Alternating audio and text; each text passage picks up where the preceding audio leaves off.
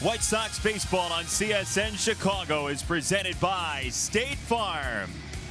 They lined up for hours beforehand to get into Guaranteed Rate Field for game number 2 between the Sox and the A's, but this day really is about that number behind second base, number 56. Jason Benetti, Steve Stone along with you. And look, Mark Buehrle was surrounded by people he cared about, surrounded by people he played with, he was coached by, he was selected by.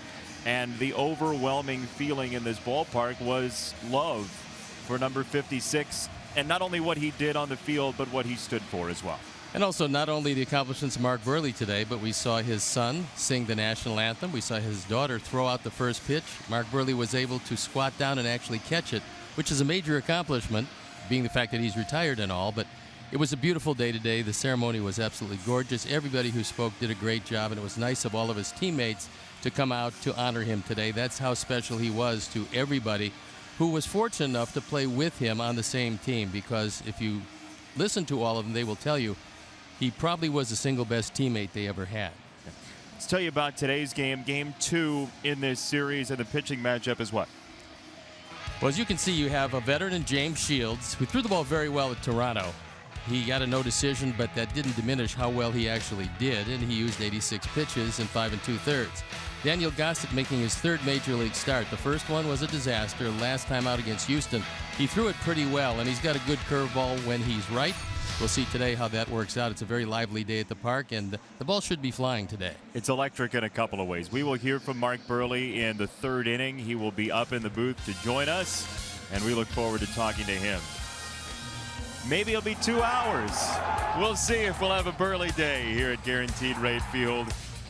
Game number 2 between the Sox and A's coming up as we celebrate number 56.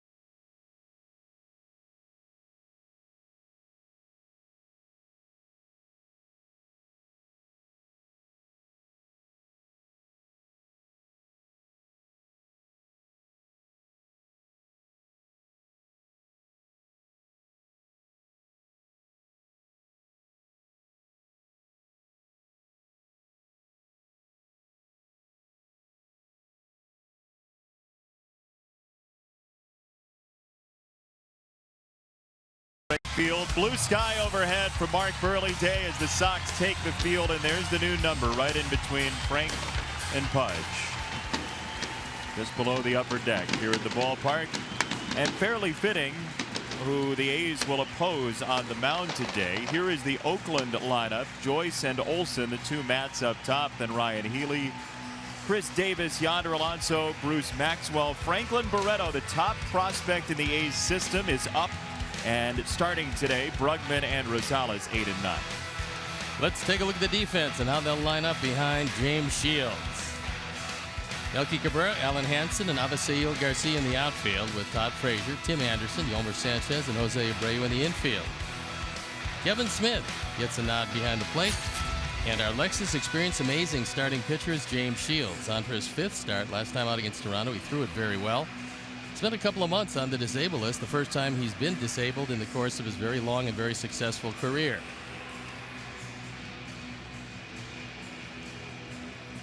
The umpires for the game this afternoon: DJ Rayburn has the plate. The crew chief Sam Holbrook is at first, Greg Gibson at second, and Jim Wolf is at third.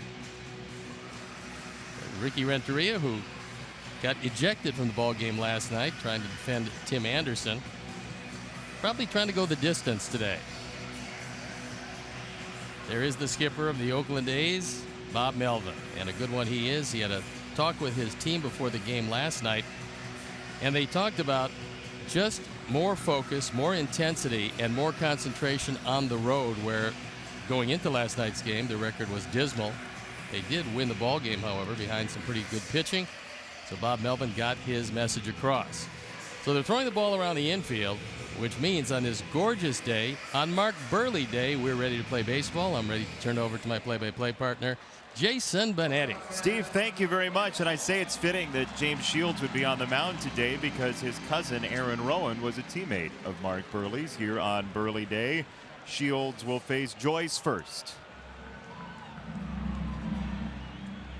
Yeah, Mark was here first in 2000. Aaron Rowan made it to the big leagues in 2001, and they played together until the end of the 2005 season, which you may have heard ended in some hardware for this here franchise.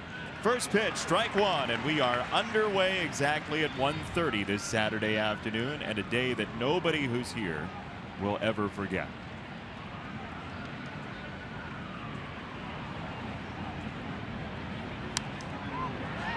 Joyce a foul ball, 2 strikes. Matt Joyce last night was part of the 2-home run night for the Oakland A's. His leadoff home run in the 5th was a tack-on run, we eventually found out. Chris Davis's 2-run homer in the 1st inning was enough to give the A's the win in the shutout victory. Check swing, ball in the dirt, and no go, says the third base umpire Jim Wolf, who was the umpire who ejected both Ricky Renteria and Tim Anderson last night.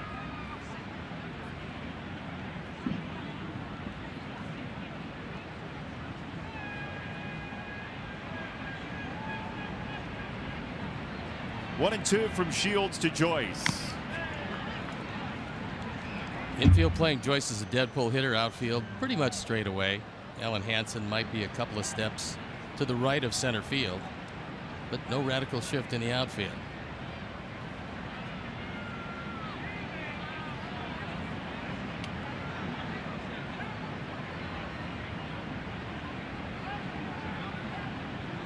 Ball and 2 strikes. James Shields to Matt Joyce. And he spikes in 2 balls and 2 strikes. That first start off the DL for James Shields over the weekend in Toronto. Sunday was pretty good for most of the time. He gave up 3 earned runs, but 2 of those were on the last pitch he threw, a home run for Russell Martin.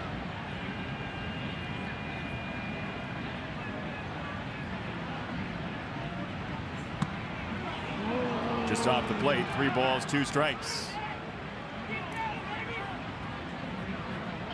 Here's Matt Olson, the young right fielder, just 23 years old.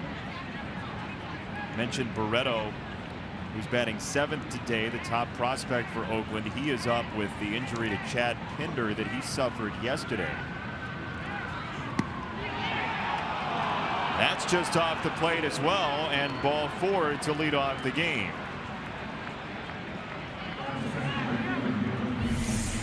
He tried a backdoor breaking ball, and this one doesn't get there.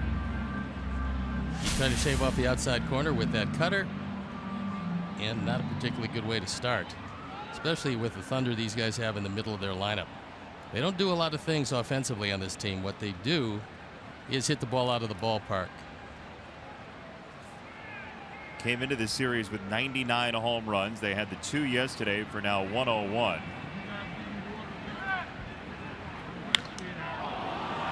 That ball is hit well, very well, by Olson. And it's 2-0 Oakland in the first for the 2nd straight day. Home run number 1, RBIs 4 and 5. We knew Olson had some power. He showed it to you there. That was a blast. Very first home run of Matt Olson's career in plate appearance number 50. That went out over the middle of the plate, and Olson crushed it. A Ford home run replay, wind, no wind, it doesn't really matter. That one is way back there.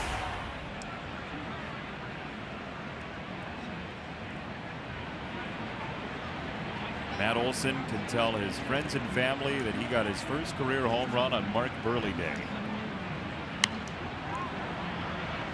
Today I played Grinch, he says.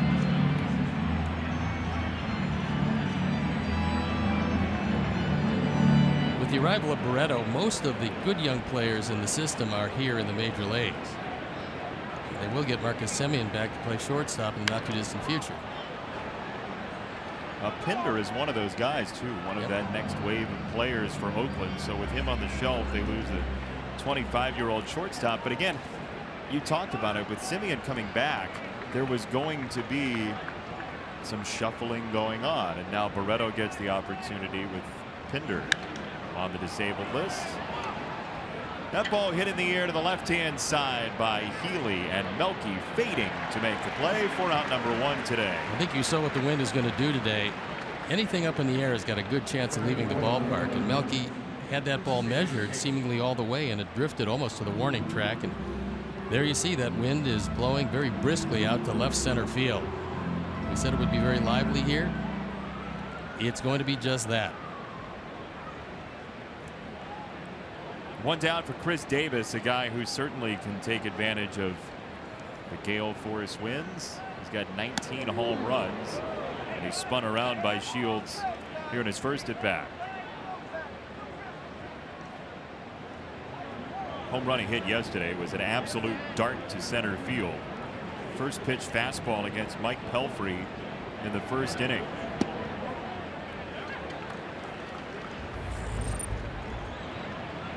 Last night, Mike Pelfrey said it was a sinker that didn't sink until it was on its way leaving the ballpark. And Chris Davis does not have a two-strike approach. He swings with bad intentions each and every pitch. He has an angry swing. He just unloads each time. He's not worried about the strikeout. He's going to strike out close to 200 times if he gets enough playing time, but he also going to probably be right where he was last year with 42 home runs. He's fanned 98 times already, but he does continue to hit the ball out of the park.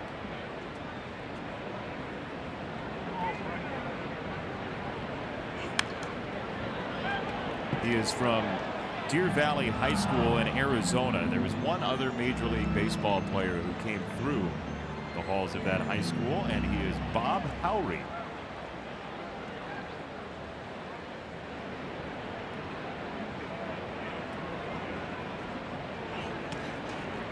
Two balls, two strikes on Davis, who, to the point of the strikeouts, in his last 16 games, he has 25 strikeouts. Well, you're not going to see him choking up trying to hit the ball to right. That's for sure. He might hit the ball to right, but it's not going to be choking up and defending with two strikes. Takes there, 3-2.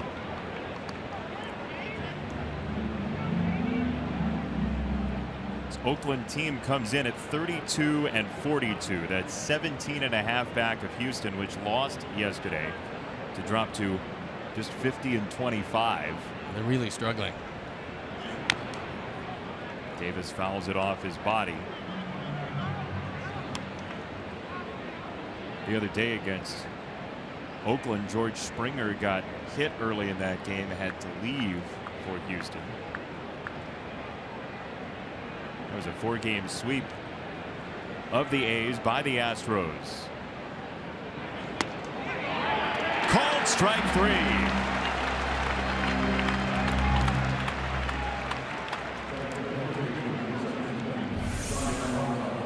We'll take another look where Kevin wants it. It's a fastball. Close enough. Davis thought it was ball 4. He might have had a case. File that under T for too close to take. And you have certainly the appellate process, which will do no good whatsoever. Well, with rising court costs and all. Ball one to Yonder Alonso, who has 17 home runs this year. However, quite a bit of that production came in the first 2 months of the season. He has been less inclined to homer recently. Well, for the first time this year, he's in a slump, and that's why you see an expanded strike zone. Right now, it's nose to toes for Alonso, former first-round pick of the Cincinnati Reds. He has discovered a whole lot of power this year in his final year of his contract. The free agent or walk year seems to produce some wonderful performances out of a whole lot of players, knowing that the better they do in their walk year, the more years and the more dollars they're going to wind up with. Well, you've said it before, you're playing for 29 other teams, if not your own. 2 balls and a strike. And that's outside. Smith thought he was holding strike 2. Instead, it's ball 3. For Oakland, one way or the other, regardless of the resolution of this at bat or the inning, it's been a successful inning because James is ready to deliver pitch number 24.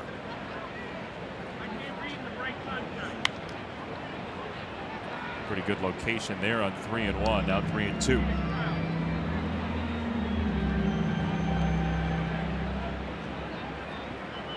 Yonder Alonso out of Miami, both the area and the university. He gets together with a lot of players during the wintertime and talked with them about the stroke. He completely revamped his stroke heading into this year. It's ball 4, second walk of the inning for Oakland. And now Maxwell, the catcher, will bat.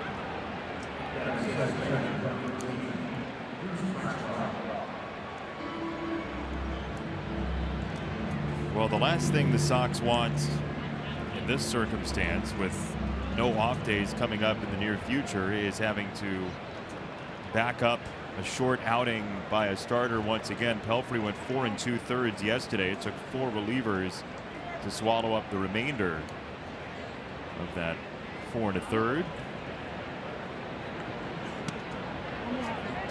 There's a strike.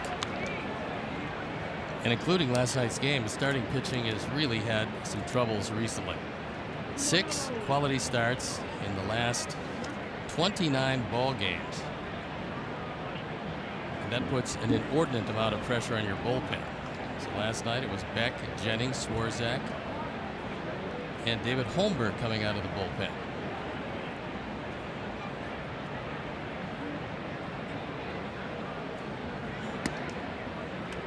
There's a strike called. 0-2. You saw Don Cooper, who had some really neat words regarding Mark Buehrle and how much Coop took from Buehrle that he still uses with pitchers right now with the Sox.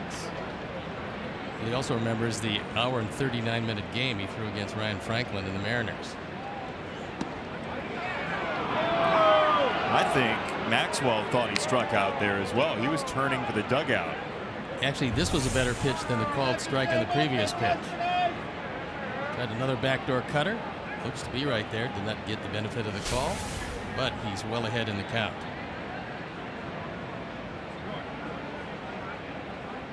One and two.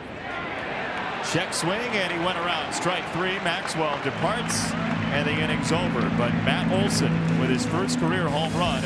Oakland leads 2-0 as the young Daniel Gossett comes out of the dugout to face the Sox.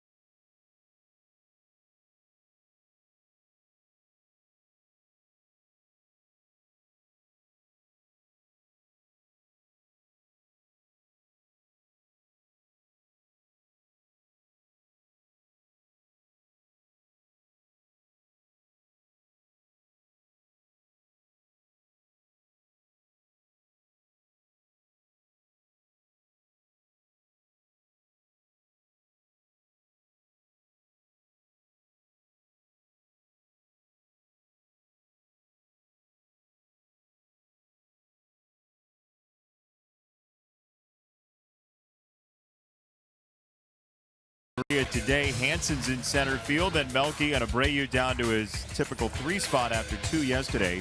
Garcia, Frazier, Davidson, Tim Anderson, then Kevin Smith on his 6-game hit streak, and Yolmer Sanchez batting 9th. Let's take a look at the defense, and now Bob Melvin is going to line them up behind Daniel Gossett. It's Davis, Brugman, and Olsen in the outfield with Healy, Rosales, Barreto, and Alonso in the infield. Bruce Maxwell gets a nod behind the plate. And our Lexus Experience amazing starting pitcher is the youngster Daniel Gossett in his 3rd major league start. There you look at the numbers. He had a disastrous start the first time out. Last time out, threw it very well against Houston. And the key to him will be that curveball. He added a cutter, and that really changed him as he led this organization in strikeouts last year. That cutter, pretty good pitch for him. The curveball, his best breaking pitch, and a fastball that is going to be anywhere from 92 to 94.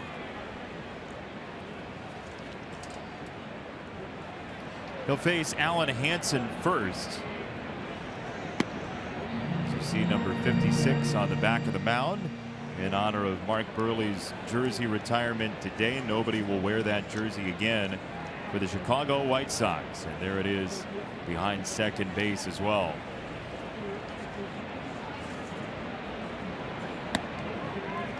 Up high to Hansen, 2 balls and no strikes. You were talking about the start for Gossett that first time back on June the 14th. 3 1/3, 6 hits, 6 earned runs, 2 homers, and just 1 strikeout against the Marlins. He just was real tight that day, and the fastball was 89 miles an hour. A lot of nerves, but he came back in his second start throwing it very well, and the fastball should sit where it does anywhere. We talked about it, 92 to 94. Just a 24-year-old right-hander, Gossett, who they did allow to go 100 pitches in that game against Houston. They lost the game, but he's 6 2/3, 2 earned runs. 2nd-round draft pick by Oakland out of Clemson. On the ground, second base. Barreto's first play is a good one for out number 1. I'll tell you about our picks to click today. Should have let me pick Burley. Tie up top, Hansen and Sanchez to Steve and the crew. I'm being caught by the fans. I don't think I've won in like a month. It's a dry spell. Yeah, you're in a slump, but you'll break out of it here soon. Thank you. Yeah. In August, September. Fans take Avi today. I'll go Kevin Smith. Look, he's on a 6-game hit streak. I need all the help I can get. And if he doesn't extend that, I'm going to hate to tell him you picked him and that was the result of it, but maybe he'll have a big day today. You know, I do think I won about a week and a half ago, because Kevin Smith told us that he had heard that I chose him for picks to click, and he, whether seriously or not, thanked me for it. He said it was Mike Kashersky, the Sox wonderful replay czar and BP thrower, who tipped him off on the picks to click deal. And by the way, Cash, Mike Kashersky, who throws batting practice all the time, he caught the brunt of that rain delay a couple of days ago in Minnesota, because he was the guy in the cage when the Sox kept thinking the game was going to restart. And okay, maybe we're going to go in the next half an hour. He must have gotten up and down 7 times to throw batting practice indoors during that 4-hour, 50-minute rain delay. So he's actually in a full bucket of ice right now watching the game. That's the toughest part of that type of lengthy delay of any sort. You have a whole locker room full of guys trying to find something to do, and they never really mentioned when they thought the game would start. It was one of those things where we kept getting the occasional announcement, not too many, and it did start at 5 o'clock. 12-10 game. Here's Barreto again. And his second play is as smooth as the first. 2 down for Abreu. Barreto's a shortstop by trade, and he was one of the guys that came over in the Josh Donaldson deal. So originally with Toronto as a shortstop, but Marcus Semien is their guy at his first rehab start last night, coming back from a broken wrist. When he does get back, which will be in the not-too-distant future, he will play shortstop. And Barreto, if he's still here, is going to get a lot of work at second base. That's where they see him eventually. But again, things can change. You never know. I mean, injuries. And Marcus has a screw in his wrist from that surgery, and so you never really know how it's going to come back healed, and will he be able to swing the bat like he did last year? He hit 27 home runs last year. Abreu muscles this out to center field, and a diving play by Brugman. Here's a beaut to retire the side. Looked like it might sink in. Instead, Brugman takes it away in a 1-2-3 inning for Daniel Gossett, thanks to his young center fielder.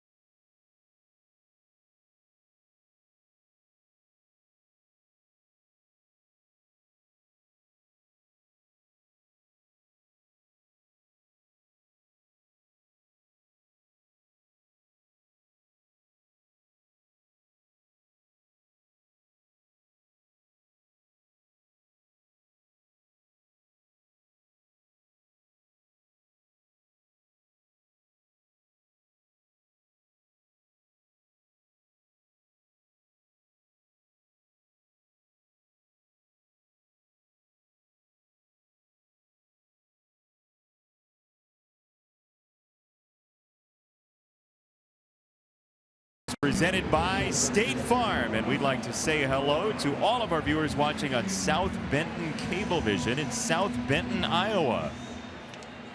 Hi, South Benton. Hello.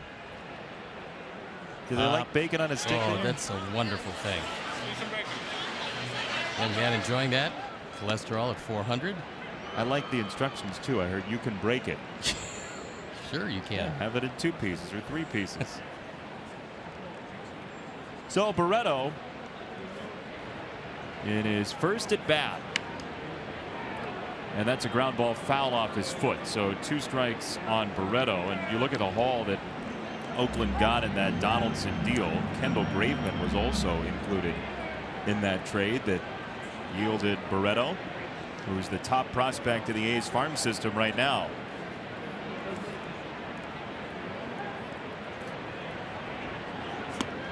Swing and a miss for strike 3, and Shields quickly dispatches the Oakland rookie. 1 down. This is a swing hard in case you hit something at bat. Being his first at bat, he's thinking about taking it deep, but James with that big slow curveball had other ideas. That is strikeout number 3. Just watching the old footage of Mark Buehrle during the pregame ceremony, and watching him introduce himself for his first start back in 2000. It is amazing how a long career will age that first ever start or at bat or whatever it might be. Barreto will watch that at some point down the line and say, either look how young I looked, or how jumpy I looked, or how uncomfortable I looked, or whatever it might be. It's neat to watch it happen in real time and have the person not know what it's going to look like in the future. That ball slugged to right field by Brugman and deep. Avi is back at the warning track and has no play.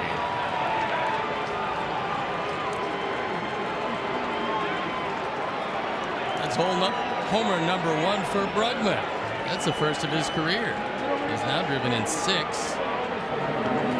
And the ball is absolutely flying out of the ballpark today. If you throw fly balls, you've got some problems. Our Ford home run replay. Brugman, who made a great catch to end that first inning, now joins the long ball parade provided by the Oaklands. Every run scored in this game and a quarter has been courtesy of the home run. So 2 firsts in 2 innings here today. And trying to find the baseball to give him a souvenir that he will keep for life. This looks like a job for the authenticator. He's just waiting to be presented the baseball. Here you go. Is that the ball? Oh, certainly. This is not the most upbeat authentication we've had.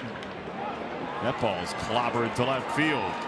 Rosales, Maine South's own, is on his way to second base with a one-out double.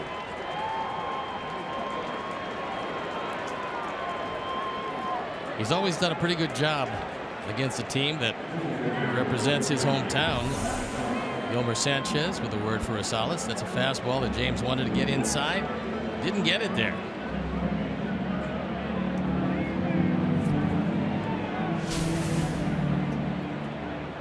That one sounded like better contact than the home run. Fortunately, he got over the top with a sinking line drive because that ball was hit hard.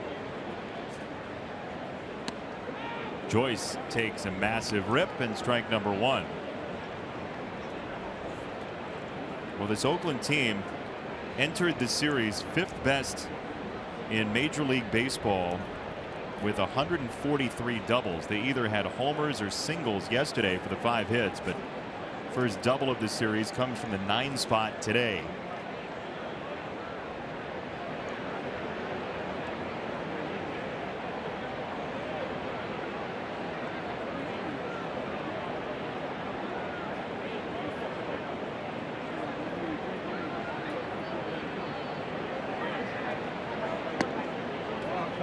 Breaking ball just missed. 1 ball, 1 strike.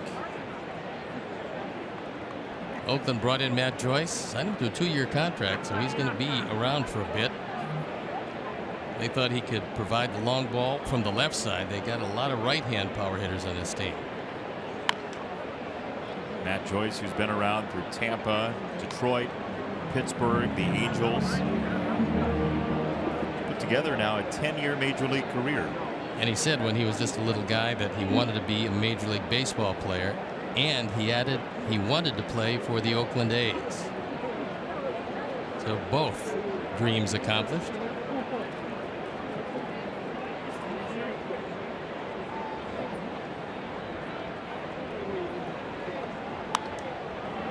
Popped it up. Abreu and Sanchez, and it's Jose for out number 2.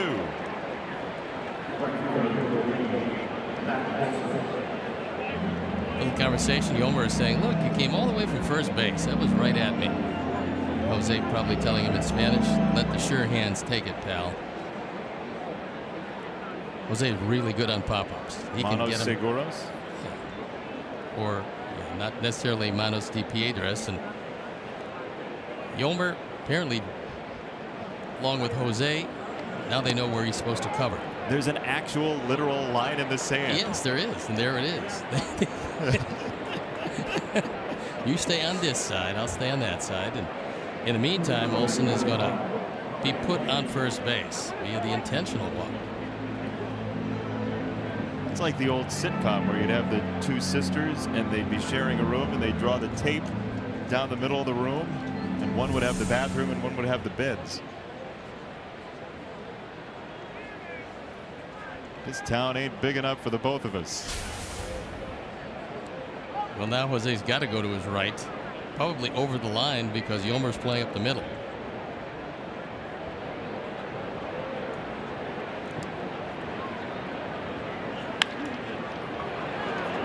Up the middle it goes, and that is into center field. So Healy drives in Rosales, and Oakland adds to the lead. It's 4-0.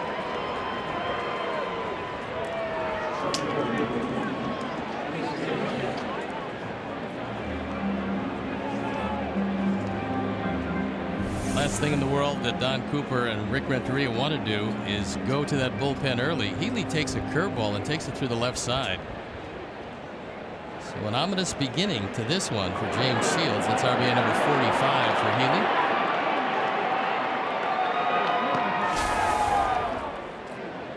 2 on, 2 out for Davis.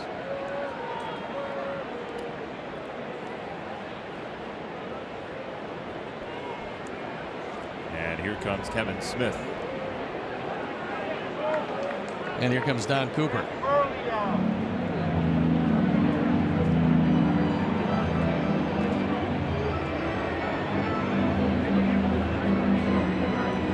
Everybody now coming in. Now DeWalt, the official tools of the Chicago White Sox. DeWalt, guaranteed tough, offering total job site solutions.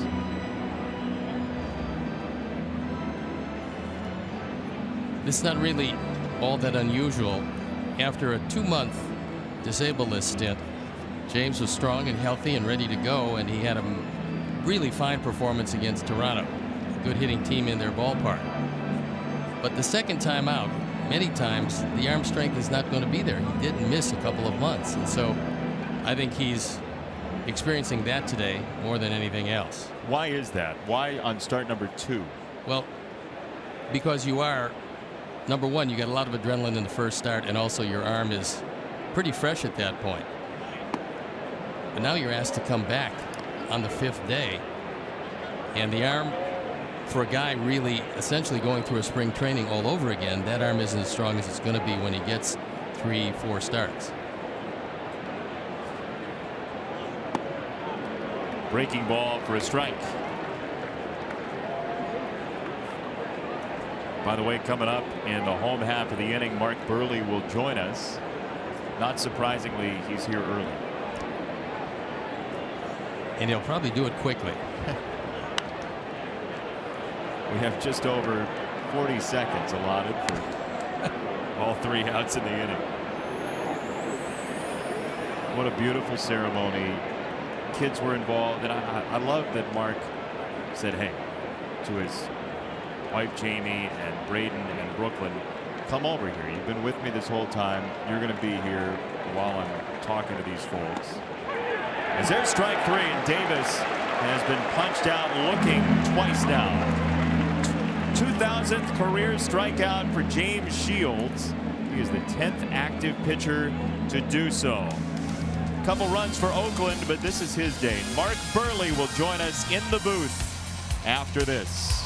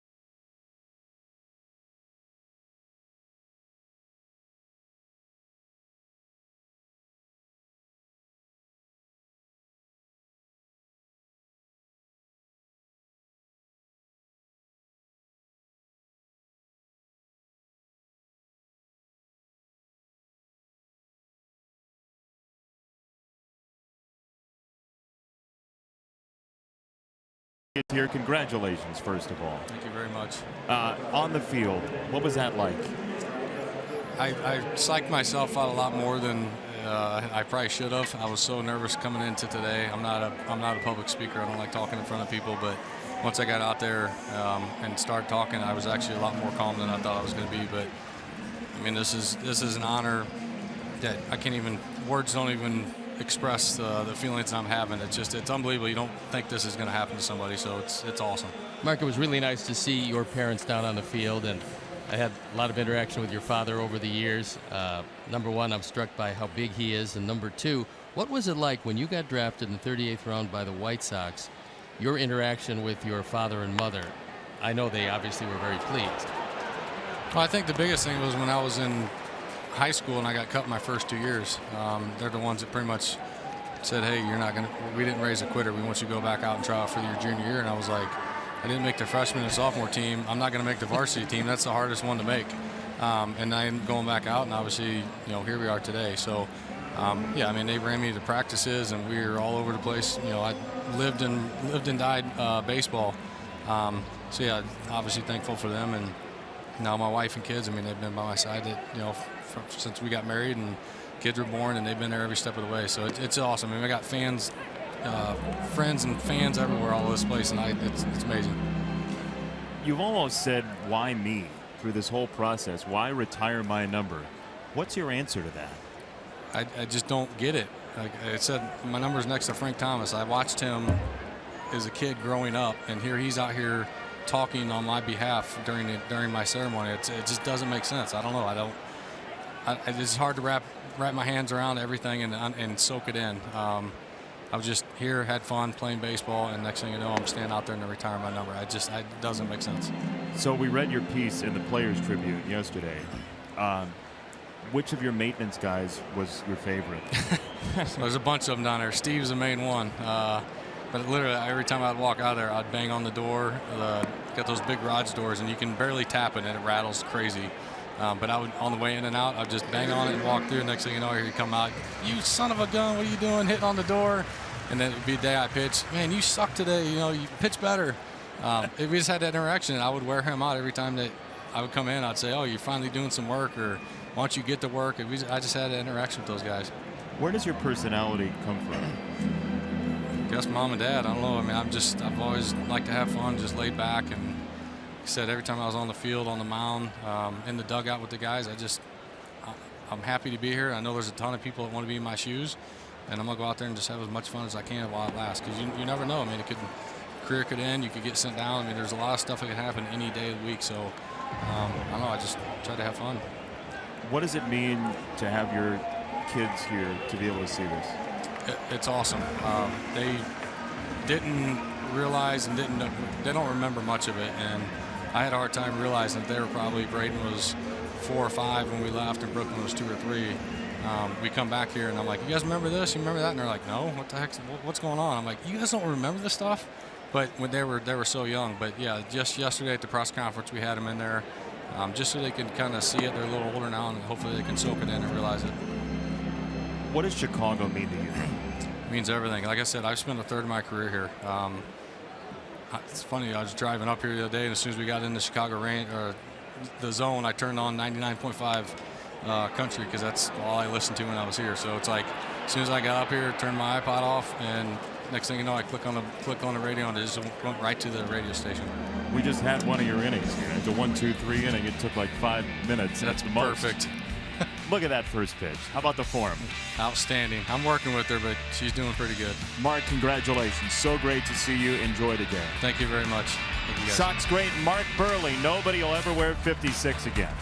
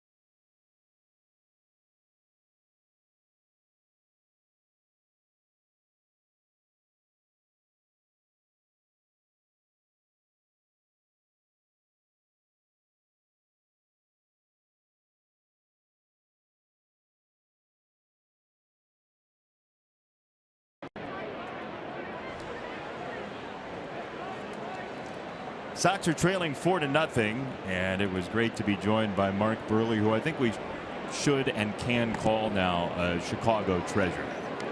There's no doubt.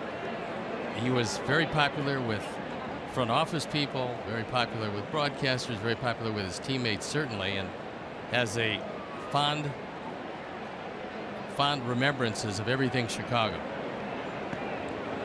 I mean, we were talking to him about the maintenance guys that he used to mess around with. He remembers names. Steve the maintenance guy. I mean, he has been so many places and surrounded by so many great, wonderful things in his career. He is truly one of those guys who just thinks about everybody around him. And there is a strike.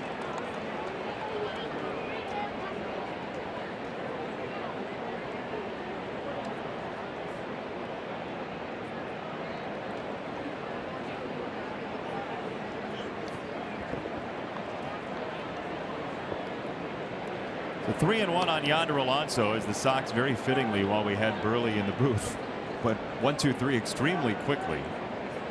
He certainly appreciates innings like that. He had enough of them himself. And every year as a White Sox starter, over 200 innings, over 30 starts, and 10+ wins. Pretty impressive.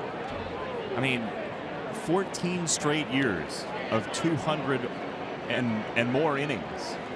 And I talked to his father a lot when Mark was on the ball club, and his dad used to come up to the various cities we would go to.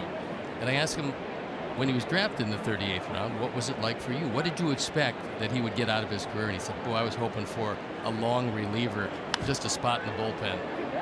He said, that's what I thought. I thought it was going to be a career where he was in the bullpen, maybe getting an occasional start.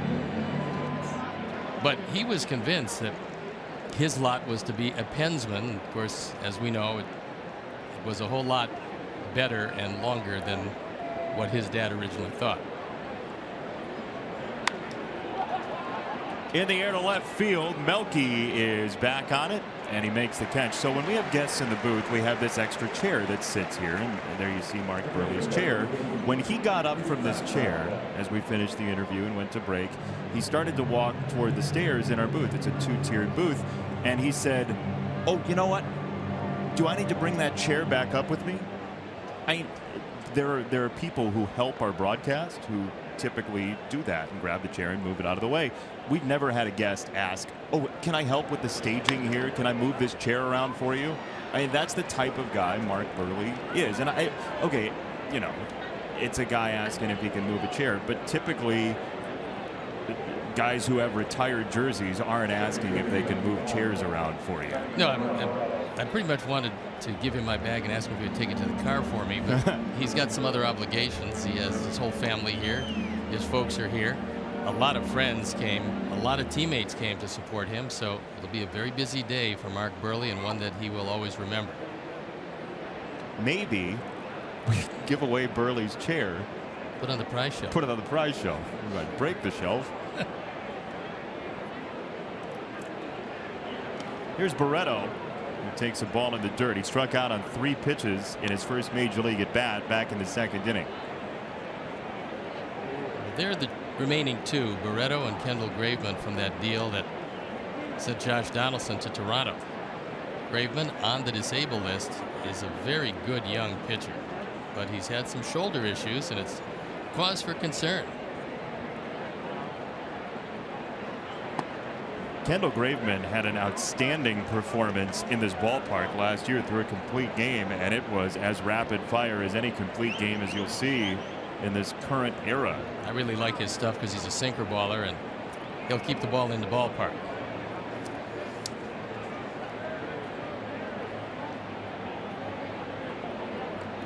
Ball and a strike on Barreto. Mentioned the trade that brought him over to Oakland. Our old friend Brett Laurie was involved in that trade as well.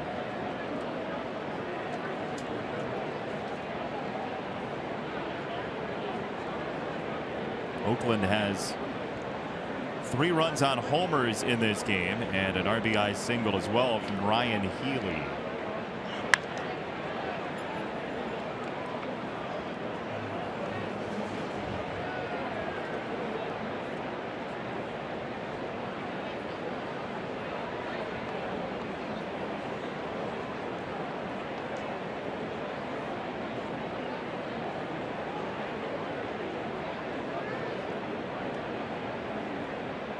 Maxwell at first, one down after the Alonso fly ball. And Barreto certainly getting his money's worth here in his first major league game.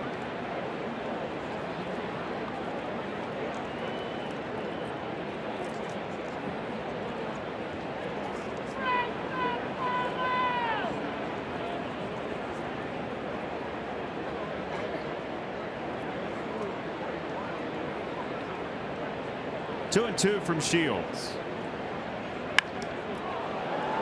High in the air, left field. Melky going back. He looks up, and that ball is gone. The third Oakland A with his first career home run in this game. That's pretty amazing. And Barreto, who struck out his first time up, doesn't waste a whole lot of time before hitting his first major league home run. It's a big hug from Adam Rosales. And the young man who was a late insertion into this lineup got one out over the plate, a towering fly ball. The wind helped do the rest, although he did hit it pretty hard. He thought it was gone when it left the bat.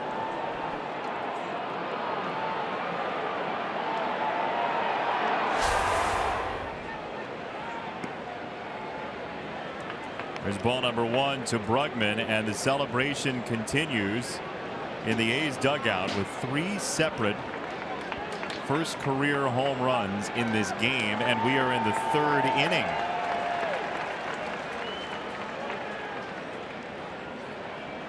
Here's the good news. Okay, here's the good news. There's nobody else in the lineup who doesn't have a home run in his career.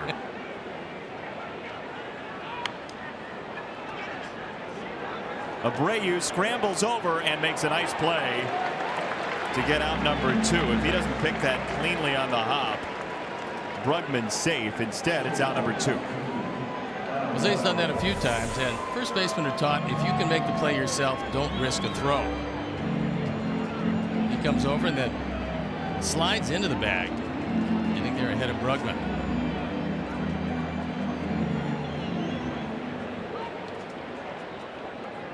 See, that's one of those circumstances where it seems like the slide actually is the safer play for fear of a possible collision with the runner. What do you think? Yeah, I don't mind a feet first slide at first base by the defender. Not particularly enamored with it for the man running down there, but the defender, it's fine. As Michael Inoue starts to get loose, it's not been James's day to this point. Remember that play with Dustin Pedroia when the Red Sox were in town, that he went head over heels with Abreu.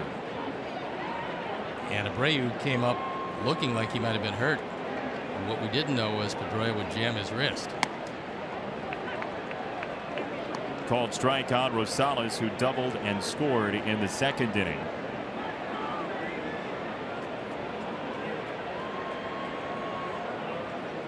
Boston team fighting with the Yankees for the top spot in the AL East. We'll see the Yankees coming up this week, Monday through Thursday, here at Guaranteed Rate Field.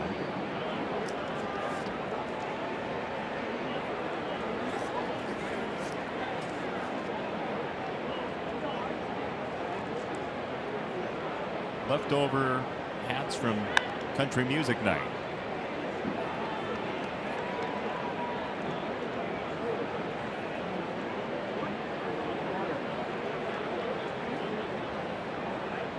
And Irish Night. That's Country Music Night and Hawaiian Shirt Day. The new Hawaiian shirt, by the way, is coming. It's very good looking.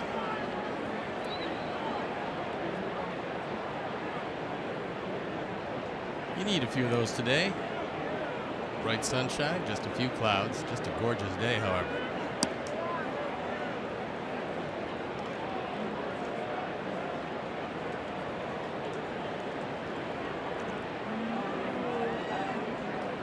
Lines outside started well before the game. I mean, a long time before first pitch.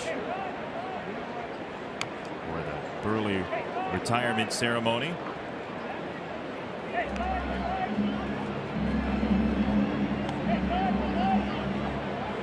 Great crowd to see One of the best Sox players of this generation. Get his jersey retired.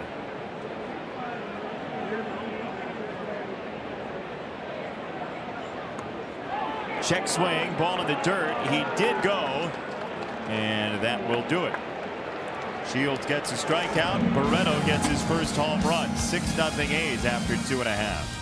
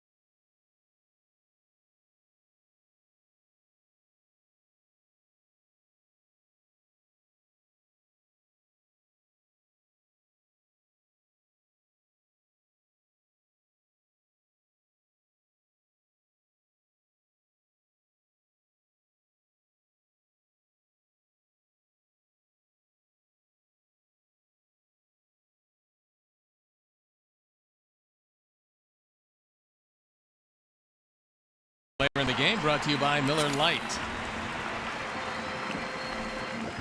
The 2017 Chicago White Sox are presented by Guaranteed Rate, home of low mortgage rates and the world's best digital mortgage. Get started now at rate.com. Well, there was a game when Mark Buehrle gave up, was it 7 runs in the first inning? Sox came back and won 9-7. So there's time in this game on Buehrle Day to make a comeback out of this thing. And Gossett, in his 3rd major league start, thrown it pretty well. 6 up, 6 down through the first 2. The boys haven't seen him at all except on video, and you can't really tell how fastball moves or how sharply that curve breaks when you're watching it on the video. They all look at his 2 previous games to see what he throws. At least so far today, he's getting the curveball over the plate. 2 flyouts, 3 groundouts, a strikeout so far for Daniel Gossett out of lovely Spartanburg, South Carolina. He'll face Tim Anderson. And there is strike 1. Tim was ejected in yesterday's game after arguing fair or foul on a ground ball that he cued right in front of home plate. Jim Wolf, the plate umpire, made the right call. Tim took exception with the fair ball call, and as he was walking back to the dugout said something to the plate umpire, which Jim Wolf didn't agree with, and ejected Tim, and then subsequently Ricky Renteria, who came out of the dugout to argue. Barreto for out number 1. Show your team pride with the White Sox checking, an official White Sox MasterCard debit card, only available through local Wintrust Community Bank. Go to wintrust.com/Sox to learn more. Wintrust Community Bank, member FDIC.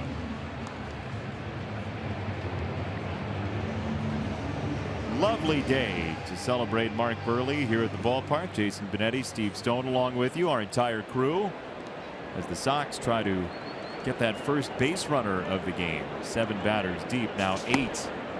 And Smith, the first pitch, swinging strike.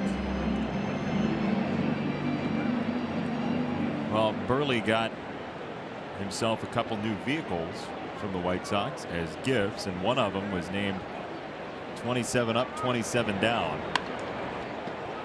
That is still in play for Gossett, who's got 8 in a row to start the game. Well, welcome to Barreto at second base, because we're not through the 3rd. He's already had 4 ground balls. So Gossett is keeping the ball down. It's moving. And after all of the nerves and everything that went into his first performance, he came back last time out throwing real well, and he's picking up here where he left off last start, because he's thrown it very well and he's getting the curveball over the plate. In the era of people rebooting sitcoms and TV shows as feature-length movies, Welcome to Barreto sounds like a knockoff of a new feature film that's coming out. Yeah, he's got a couple steps on quickness, I believe. From the original? From the original, yes. Ball and a strike on Sanchez. Yolmer, who's been aggressive on the base path the last couple days, was thrown out at second on a close play yesterday and stole his first base in about 3.5 weeks at the end of that Minnesota series.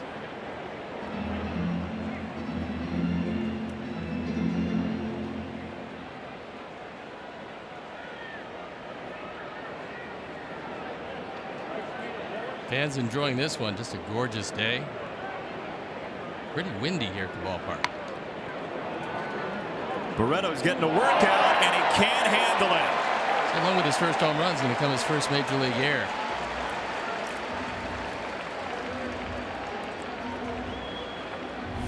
First man to reach base. Probably the easiest of all the plays, but it did take an unusual hop as it got to him and just ate him up. He doesn't even get a glove on it. That one hit him in the wrist.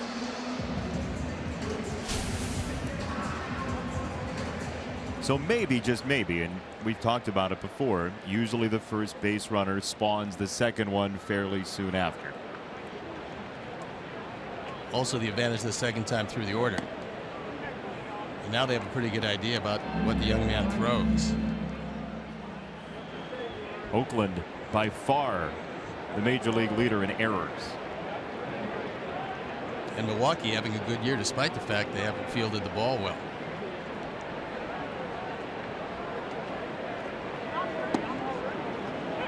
That one locked Hansen up. 1 ball, 1 strike. It's a straight change. He hasn't seen too many of those, and Gossett hasn't thrown too many over the course of his first couple of starts. But that was a good one.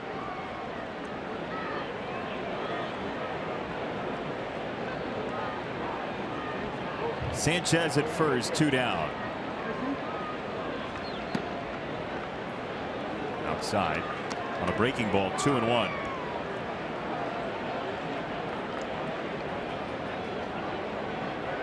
Alan Hansen claimed off waivers from the Pirates. It's at bat number 22 of his White Sox career. Foul ball, third base side. Healy has not enough room. And a rude meeting with the restraining wall.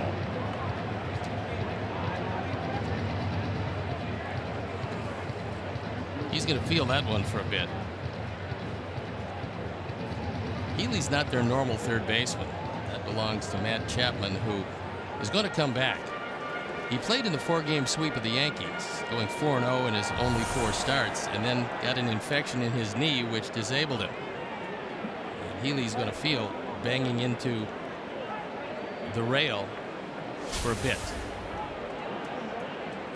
There are better ways to spend your Saturday afternoon than running into the rail. No doubt. There is a base hit. Hansen breaks up the no-hitter. Sanchez skates to third.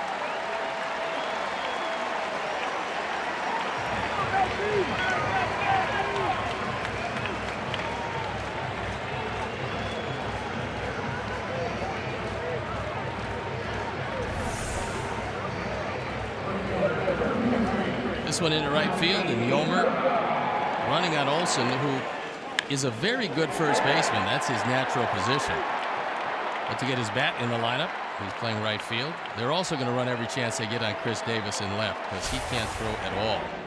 So it's gentlemen, start your engines if they have a play where the ball winds up in left field. Now Melky trying to cut into this deficit. Off speed for strike 1.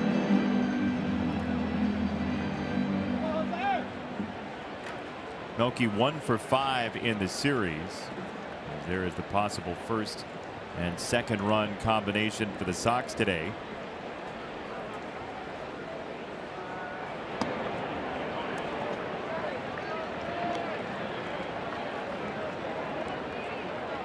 Melky Cabrera, who was a Mark Burley teammate at the end of Mark's career when he was in Toronto. Had the same opinion that everybody else did who has ever played with him. One of their favorite teammates ever. On the ground right side, Barreto can't get there, and the Sox are on the board. Hansen to third, 6-1. 41st driven in by Melky at Oakland, giving the Sox at least 4 outs this inning as that lead shrink to 5.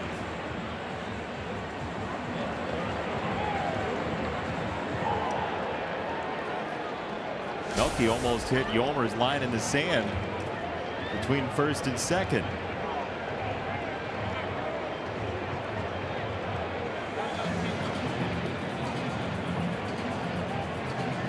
So runners at the corners, 2 down.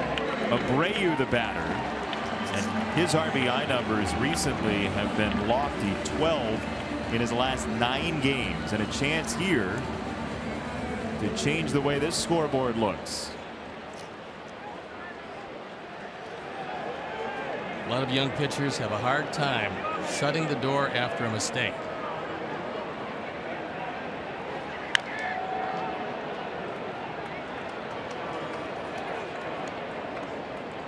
Even though in the minors they've faced situation after situation like that, you're saying it's different when you get to the big leagues. Well, it's different because you've got guys who are very good hitters coming up over and over again. The minor leagues, in your lineup, maybe you get 2 or 3 pretty good hitters.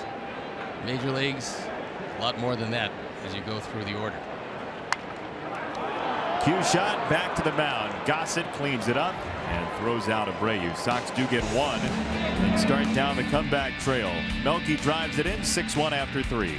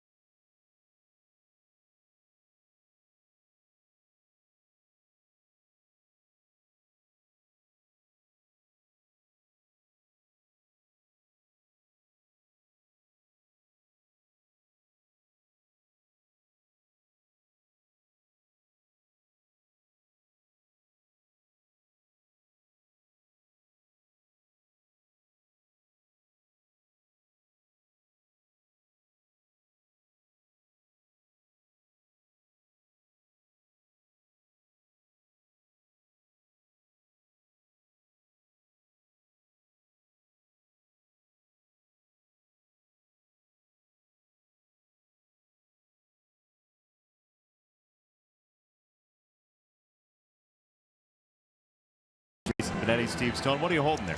That is the Mark Burley pin for today. It's actually very good looking, and you, if you're not at the ballpark today, and you're not if you're watching this, you can get one of these pins. All you got to do is get the right answer in Sox math, and then you get whatever we'll give you off that one. But if you want the pin, well, we got a couple of those. We got pins for you. Yeah. We got pins and cubes and drinking glasses and golf balls for you today. Remember, it's weekend Sox math, so it's a little bit easier than your typical Sox math if you're playing at home.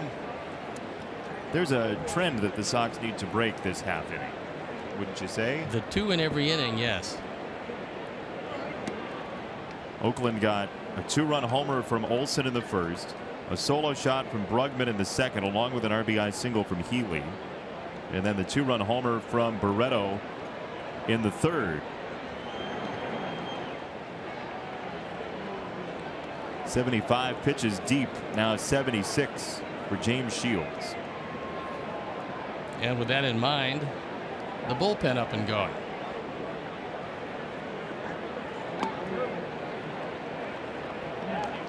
You mentioned coming off the DL, as you know it gets loose. Coming off the DL for your second start, can you get that arm strength back within the start? Usually not. It's either there or it's not. And this is a completely different James Shields than we saw the first time out. Over second into right center field, base hit for Joyce. Here is your Sox Math question for today. Hashtag Sox Math on Twitter. First correct answer wins the prize off the prize shelf. Number of players selected ahead of Mark Buehrle in the draft in '98. Add the number of base runners Tampa Bay had against Buehrle on July 23rd, 2009. And there's your answer. Hashtag Sox Math on Twitter. First correct answer wins a prize off the prize shelf, and maybe even Mark Buehrle's chair that he sat in during our interview. Oh, I'm told we need that chair for prospective other guests in the future. Huh. All these rules. Nice block by Kevin Smith. He stopped that one from going to the screen. It stopped Joyce from advancing to second.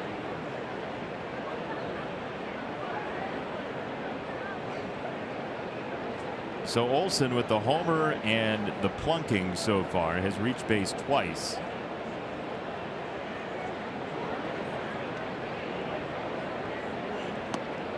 There's a breaking ball strike from James Shields.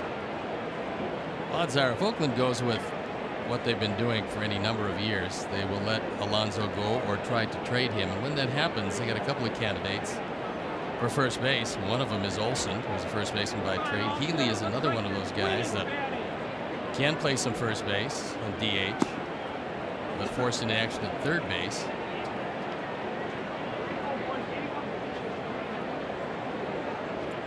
Very storied franchise. 3 straight World Series back in the 70s. 5 straight division titles.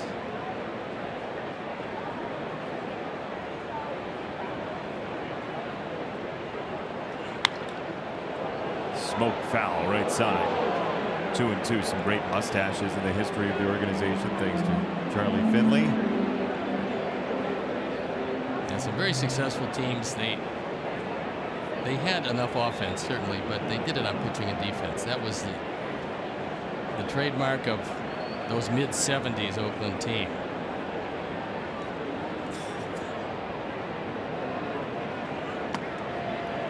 It's off the plate, so 3-2 on Olsen. James has had some big problems throwing that backdoor cutter and getting strikes over the outside corner.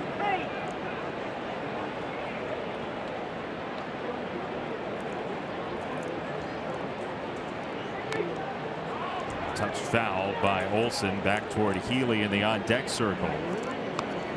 Well, the Sox come in 7 back of Cleveland in the division. The Indians lost yesterday, and Alberto Mejia was very good for Minnesota on the mound. He beat Trevor Bauer.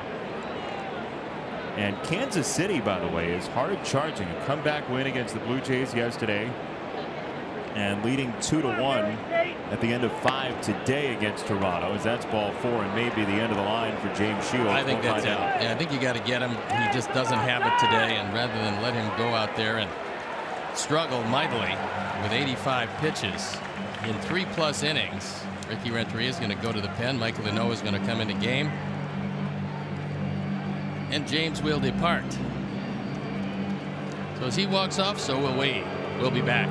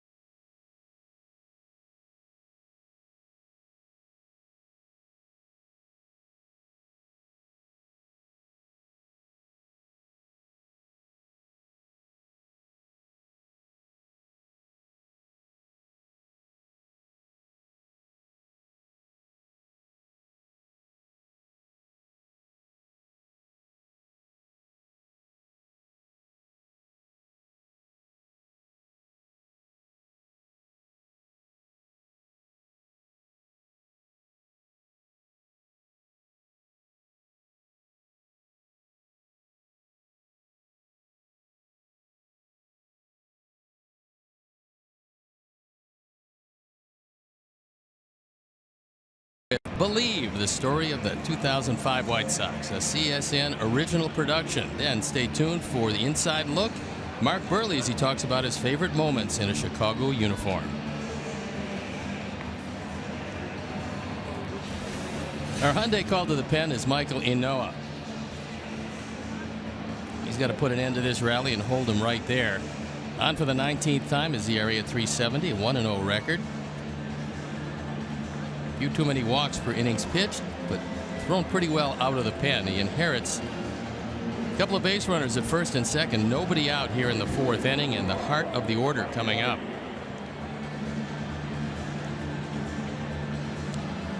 Ryan Healy is first. The 17 home run man. He's got 8 homers this month.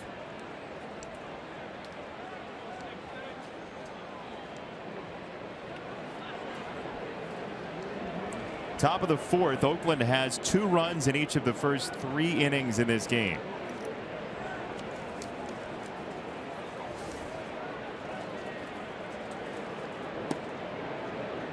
And ball number 1 from Inoa.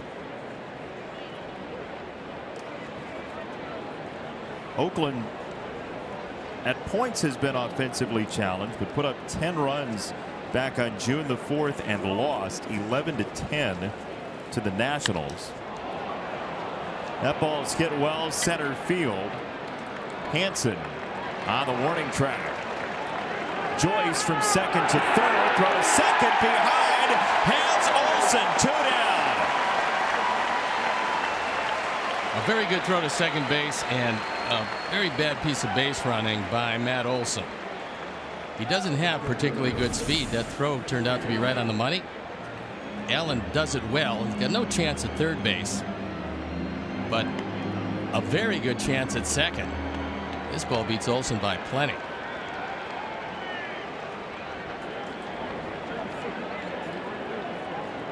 Allen says thank you very much, and we move along.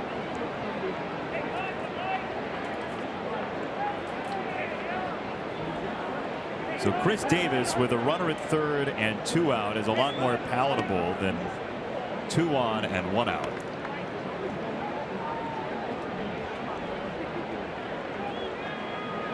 I don't think he wants to leave this particular at bat in the hands of DJ Rayburn, who's called him out twice on strikes, so he's going to be swinging.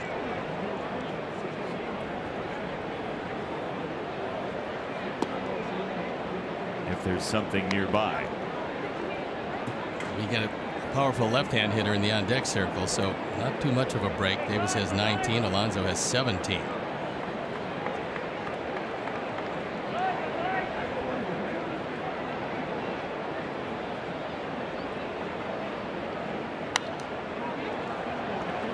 If you looked at the start of the game and you figured, well, I wonder who might have a big day for Oakland, you would have thought maybe Chris Davis. He was 3 for 3 career with a double and a homer against James Shields, but Shields handled him very well with the 2 strikeouts looking. But the 3 first home runs in the major leagues went a long way into the early departure of James Shields.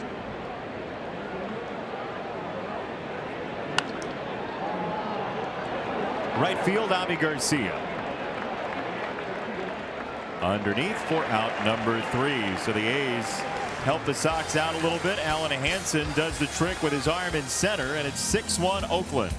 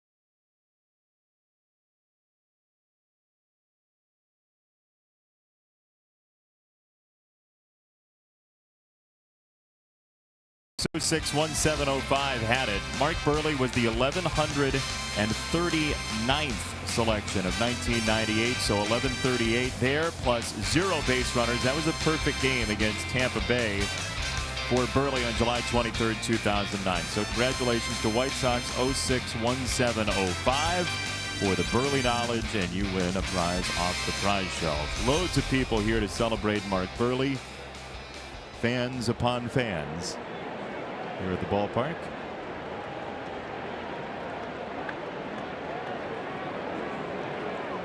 So Avi Garcia will lead it off here in the fourth, then Frazier and Davidson. And there is strike one to Avi Garcia. Chris Kamka, our faithful stat guru in a number of ways, put out a 56 reasons White Sox fans love Mark Burley today over on the CSN Chicago website.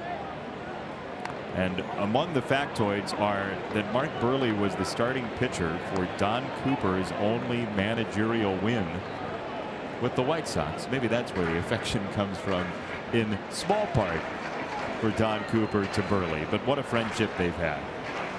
And Don Cooper was eloquent in his speech before the game.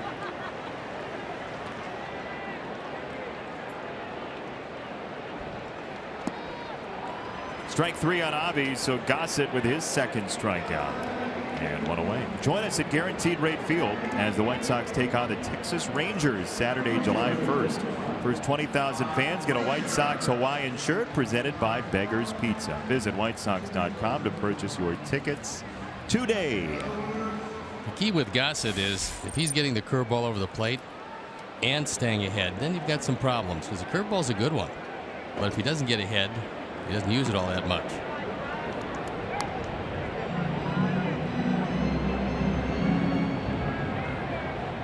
One and 0 on Frazier, who he struck out in the second.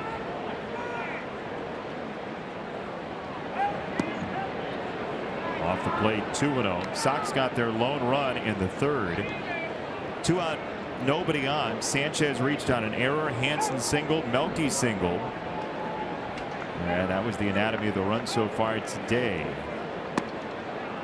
There's a strike. Lemon chill day is always a good day. Maybe a little more, bigger spoonful. Yeah, she needs to probably wait just a touch till it starts to melt. But having a good time nonetheless. You know how people commit early to football programs or basketball programs. She's an early archaeology commit. She's enjoying it.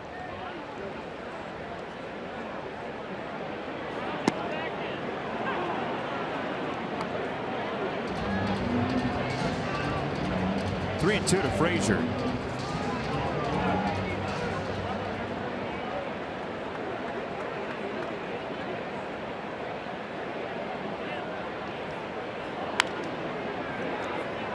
Fouls it away, third base side.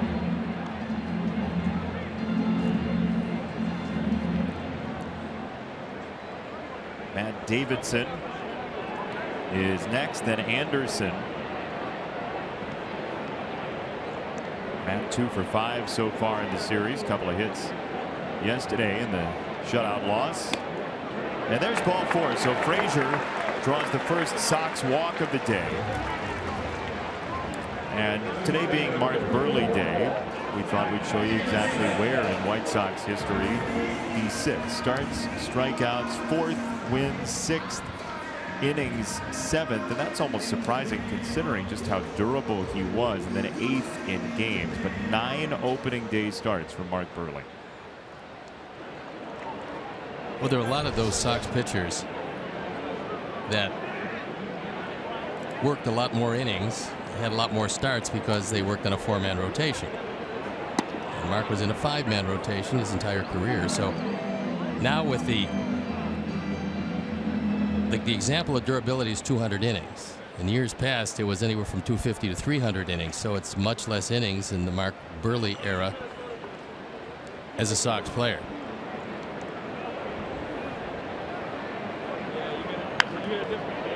On on the ground, foul ball. He got out in front of a curveball, just missed taking it down the line for a two-base hit. See Healy well off the line, that one down the line, but unfortunately the wrong side of the line.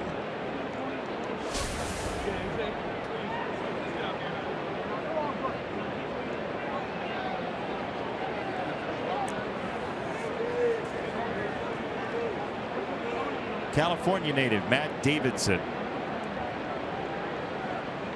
basking in the sunlight here in Chicago, and he takes high. 1 ball and 2 strikes.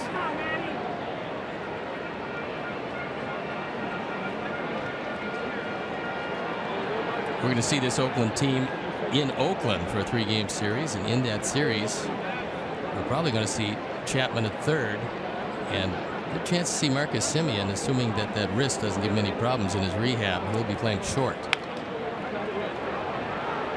Rosales at short, can't handle it. Into center field it goes. And the Oakland defense, which leads the league in errors, wobbles again. Rosales was thinking about 2 before he caught the ball. So that's a tailor-made double play, and out of the inning. Instead, it's first and third, only 1 out with a chance to narrow the lead.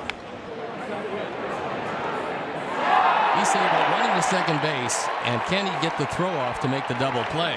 But you got to catch it first. Rosales comes up, the ball stays down. Second air for these Oaklands. Talk about defense up the middle being so important. Each middle infielder has made an error so far. And now Tim Anderson, who turned 24 yesterday, takes ball 1.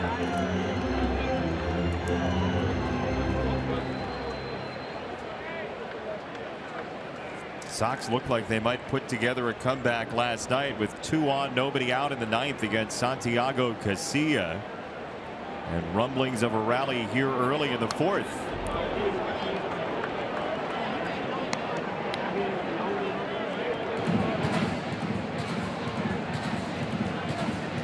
Last inning, Barreto was charged with an error. Had he fielded, it would have been a very easy third. Instead, 3 more hitters and a lot more pitches for Gossett.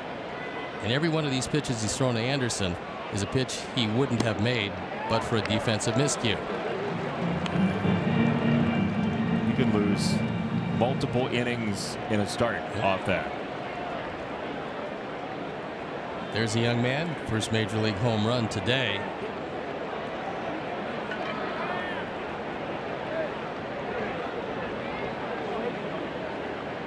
Two one. Tim in the air, left center field. Brugman is over, and he makes the catch. Frazier tags from third. He scores, and it's 6-2. RBI number 21 by Tim Anderson, who hit it pretty well, only to see Brugman, who's played a good center field, run under it.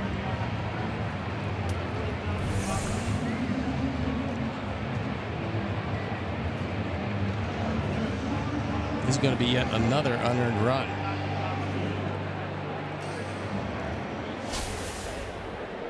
And anything that comes across for the remainder of the inning will go in that category as well. Kevin Smith, who bounced out to second his first time. Sox are just chiseling away here, down 6-0, but a run in the 3rd and a run in the 4th. And a very vulnerable bullpen if you can get into it early enough. Michael Inoa out of the bullpen. Did a great job of getting out of that 4th inning without giving him any more.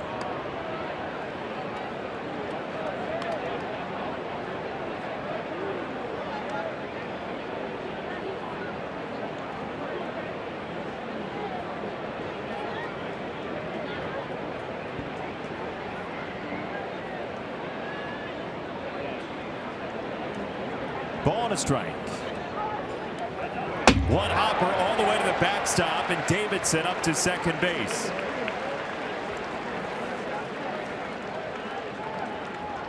First wild pitch. for Gossett this year, and that was a very wild pitch. No chance at all for Maxwell. Tries to backhand it. Well, he's had 3 teammates with their first career Major League home run. He's got his first career Major League wild pitch. Probably be another 1 or 2 before it's over for him. Burley threw what, 27 in his career? Something like that? I don't know. It was a low number. I think it's 27.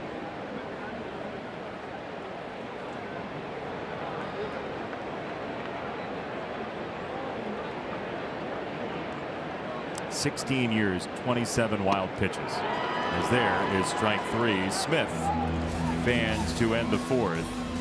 Wild pitches, no hitter. Wild pitches, no hitter. He'll take the no hitter. This is the first. April 18th, 2007. Burley celebrates. The Sox do as well. Today is his day.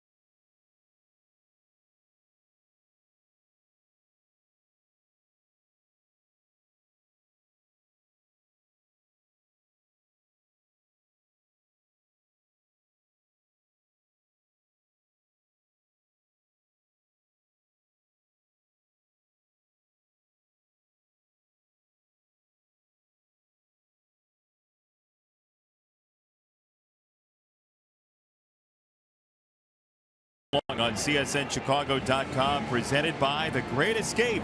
Pools, patio furniture, hot tubs, and more. Escape your everyday shop.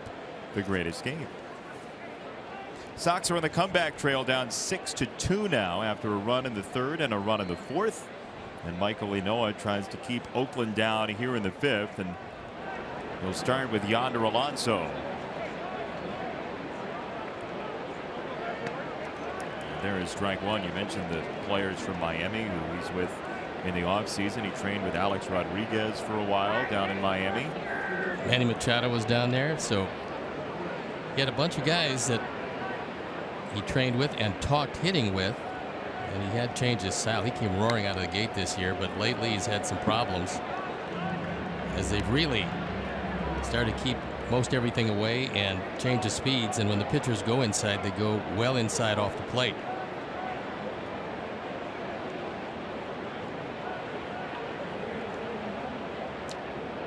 He walked to the 1st, flied out in the 3rd. It was against James Shields.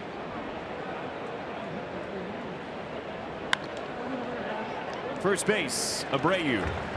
And there is out number 1. Last inning, you may recall there was a foul ball down the line, and the question is who's going to get the foul ball after it's retrieved. Well, this is playground justice here.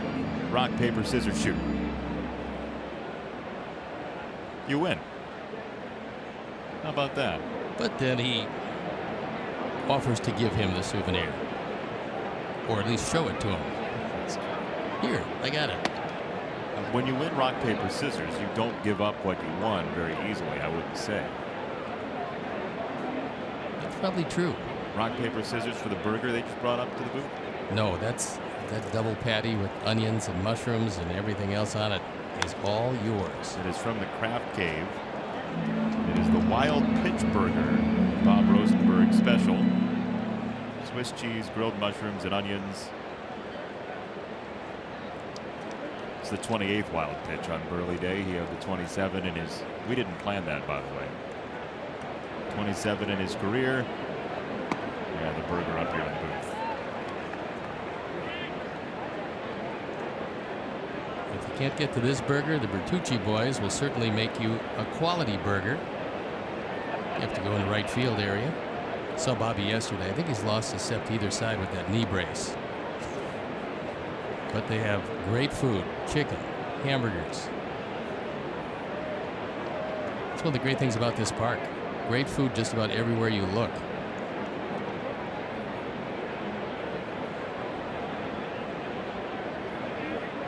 Two and two. Line drive into left. Maxwell has his second hit. In order to clear the way for Maxwell to get more play, because they believe that he is their catcher of the future, they designated for assignment Stephen Vogt. Vogt's a two-time All-Star. The catching was not what he did best. He handled pitchers well, but the actual physical catching, we're talking about Vogt, wasn't as good as Oakland would like. They believe that the young man you're looking at is going to be behind the plate for a while. He's got a nice swing.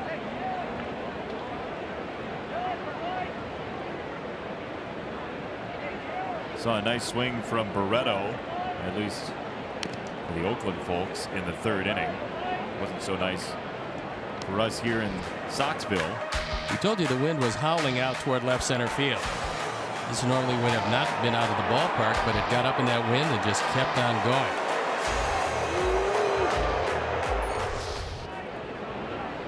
Barreto just up from AAA Nashville with the injury to Pinder yesterday. Nice stop by Kevin Smith.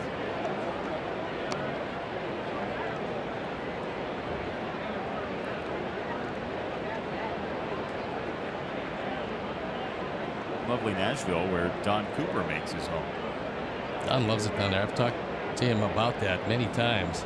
He said it's just great.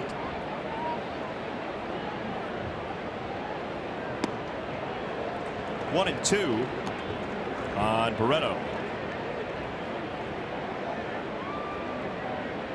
Top prospect for the Oakland Athletics, according to Baseball America. Number 2 is A.J. Puck, the pitcher they got out of Florida last year. It's become a pitcher factory with some of the guys they have this season, Singer and Faedo. 2 balls and 2 strikes. We were telling you about this burger. And here it is, in case you want one. The Wild Pitch Burger. Mushrooms, onions, Swiss cheese. Alarmingly good. No, it looks delicious, though. I think there's a javelin in it. Good luck with that. Thank you. 2 balls, 2 strikes on Barreto. And he cues it foul.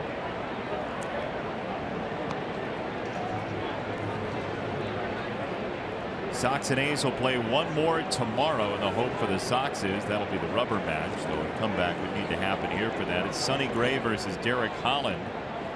We'll be on WGN for that before the Yankees come into town for 4. There'll be a lot of scouts watching just about each and every game, but specifically they're going to be watching Sonny Gray.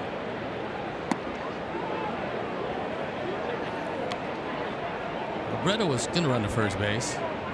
We've seen that happen. But it's a full count now, not the pitch before. Well, we saw the play where Matt Davidson thought it was ball 4, and then Frazier took off. Yep. And ended up at second base.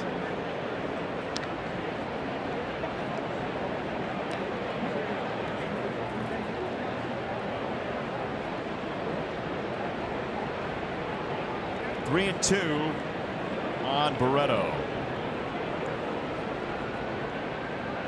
Maxwell at first, and he does not run. Barreto lines it to left. That's a lively bat. And the only question would be the position he's going to play. And that position looks like it's going to be second base, even though he's a shortstop by trade. He got a fastball in the inner portion. He did a nice job of bringing his hands in to get the good part of the bat on the ball. Don Cooper has made the call to the pen, and we'll see who's going to get up starting to throw. Yesterday we saw Beck, Jennings, Swarzak, and Holmberg. Imagine maybe Infante or Petrichka. In this game, quite possibly. Nothing more fun than figuring out who's going to get up in the bullpen next. Great parlor game to play at home. Especially with only the 5th inning. There's going to be a lot of outs having to be covered once again by the pen. One strike on Brugman.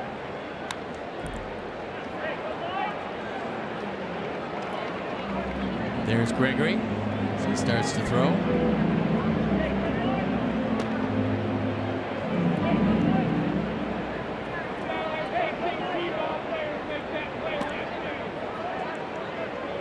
Two strikes on Brugman. Maxwell at second, Barreto at first. Up and out. Sox got a very nice start from Jose Quintana in that finale against Minnesota. He went 6 2/3. But prior to that, in that series, it was 2 2/3 and 3 1/3. The starters lasted against the Twins. That was very close, just missed. 2-2. But this rotation is still undergoing some changes. Carlos Rodon threw 91 pitches yesterday in a rehab start for AAA Charlotte, so you'd expect that he would be back sooner rather than later. I think he certainly is hoping so.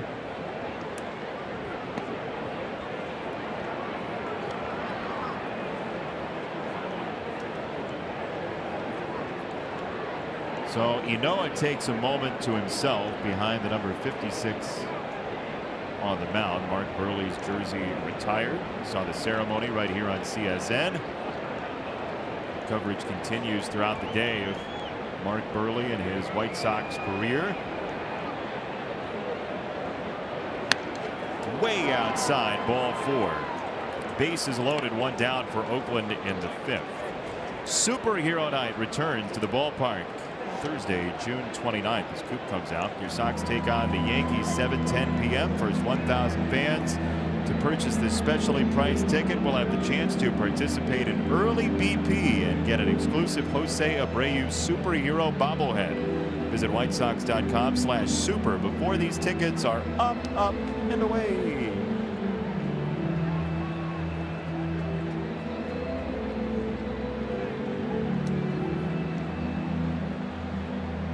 The sky. So before DJ Rayburn can go to the mound to break it up, Don Cooper has had his say, allowing Gregory Infante probably 10 to 12 more pitches in the pen to get loose. How about a ground ball? What do you think? Like a Adam might be the original good man for 2.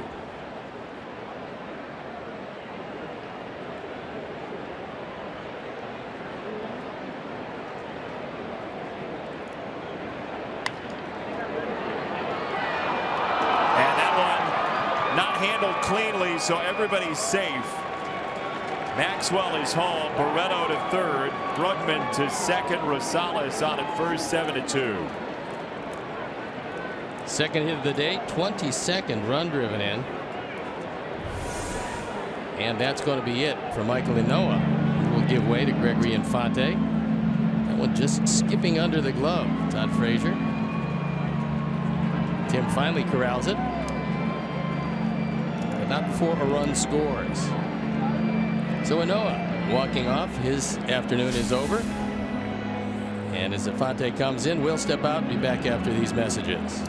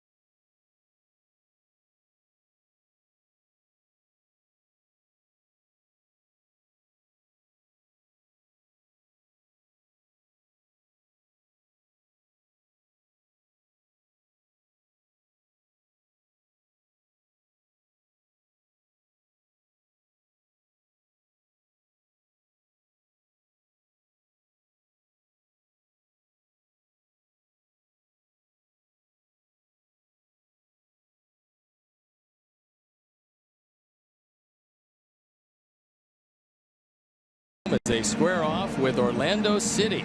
Coverage begins at 7 with Chicago Fire pregame live, and you can watch the game in Spanish on CSN Plus. We have a Hyundai call to the pen. That is Gregory Infante. He's had 11 scoreless appearances this year.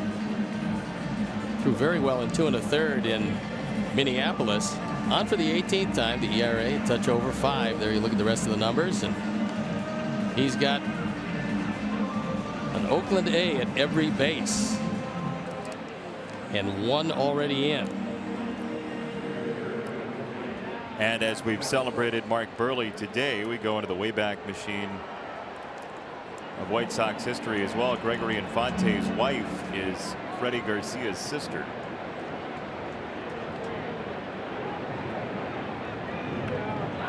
Strong pitching family. Indeed. And a long road back for Gregory Infante, who made his debut for the Sox 7 years ago and then was bouncing around the minors from 2011 to this year and finally came back with the team that he was originally up with after skipping AAA his first time up through the system. That happens really more than you'd imagine. Sometimes you draft a player, you really like him, and then it's a numbers game. Maybe you have a surplus of the position that he happens to play. You wind up losing that player, but somewhere down the line, because you liked him at first, liked him enough to draft him and to bring him through your system, you get him back again. 2-0 on Joyce from Infante, and that is off the plate. So 3-0. Although it looked like the second pitch of the sequence was in the zone, he did not get the call. You roll the dice and swing away here? I wouldn't know, but Bob Melvin might. Not at that pitch. Ball 4, and 4 to the walk makes it 8-2 Oakland.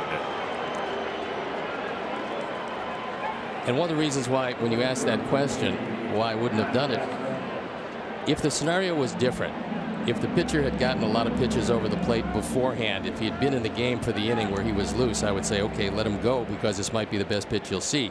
Just coming into the game, you want to make sure that the pitcher coming in can throw strikes. And we saw 4 straight bad ones. 30th run driven in by Joyce. It was the quiet way.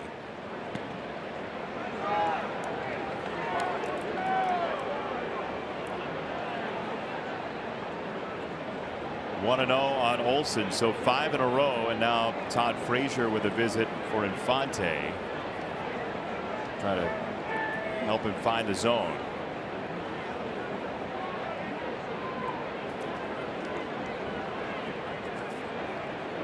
Olson had the home run in the first. That's ball 2. Here comes Don Cooper.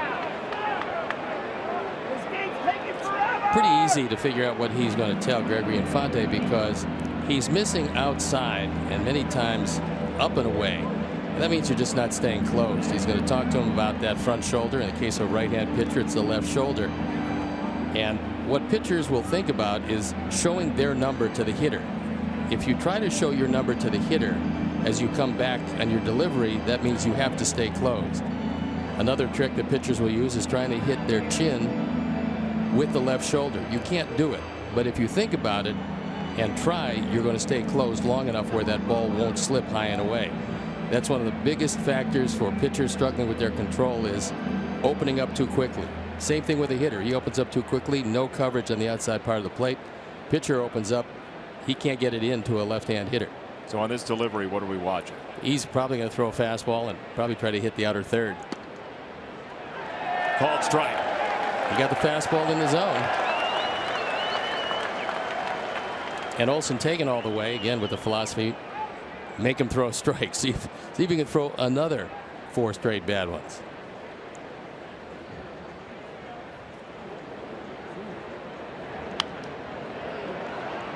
Fouled it away, so 2-2 on Olson as Infante's bounced back nicely from the first 6 out of the zone.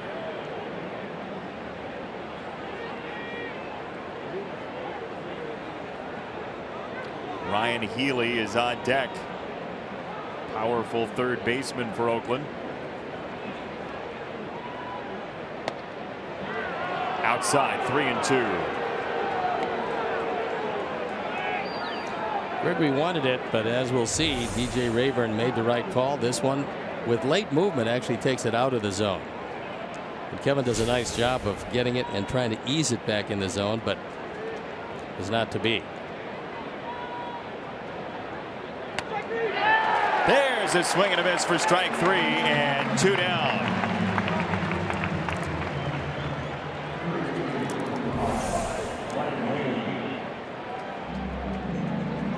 Throws a belt high fastball by him on the outside part.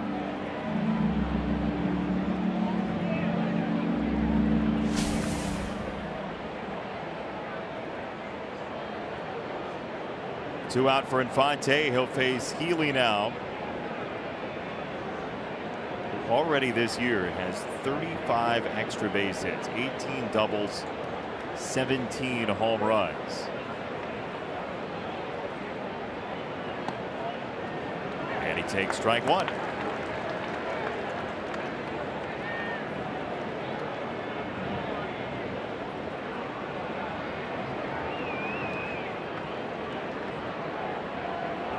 Healy, another one of those guys, part of the launch angle revolution in Major League Baseball. Throw to second and safe the call. Good play. Anytime you go after the trailer, in this case the middle runner, anytime you go behind the play, essentially you got a good shot. That also will be recorded on every one of the advanced scouts notes for the game, that the Sox will do that. That will shorten up some secondary leads. And they almost got him.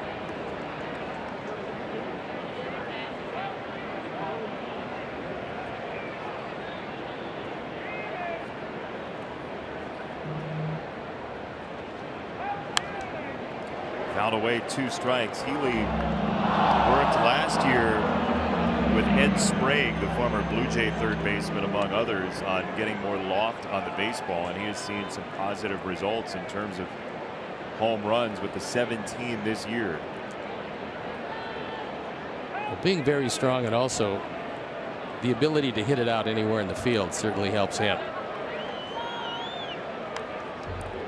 Fouled it away.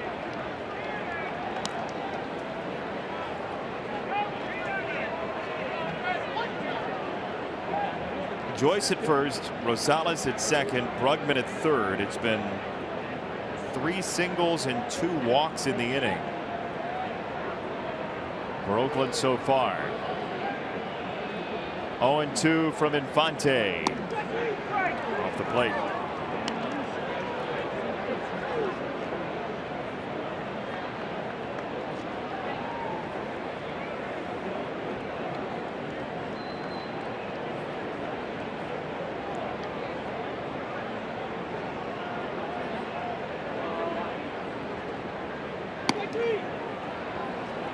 Two balls and 2 strikes. See, now that's one of those circumstances where, as we talk about the pace of play in baseball, Healy just walked out of the batter's box after a typical ball. If you look at the rules and how they could be enforced, that's not one of those situations where he's supposed to, and now he's done. Strike 3 for Infante.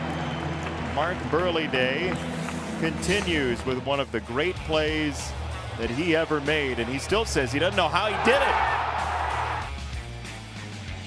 And now he's got the ball because a fan brought it to him today. How neat.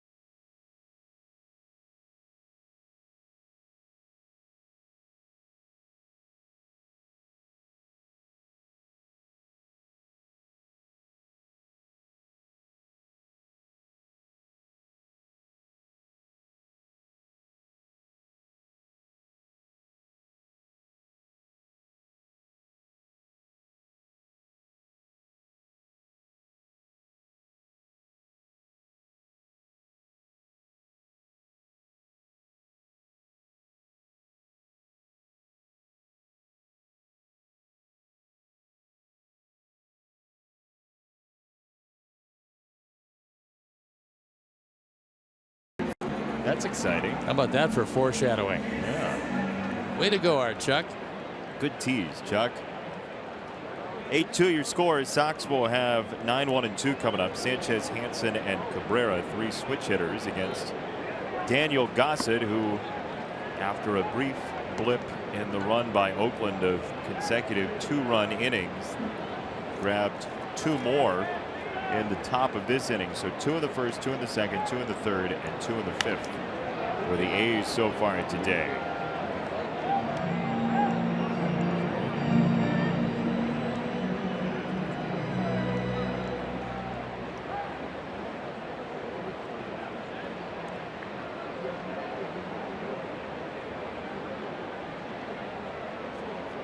Mentioned the Royals, one of the hottest teams in baseball right now. They are leading Toronto 3-2.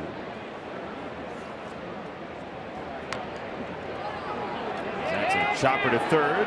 Healy, tough play. One hopper, save.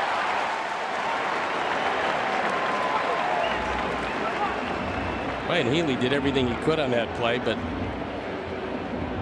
couldn't get it over there in time. This one cued off the end of the bat. And Healy has to cross over into foul territory. Alonso, who's an excellent defensive first baseman, makes the pick. And they're taking a look at it in the Oakland dugout. So it's play on, as he did beat the play. Leadoff man on for the Sox for the first time this afternoon. And now Alan Hansen.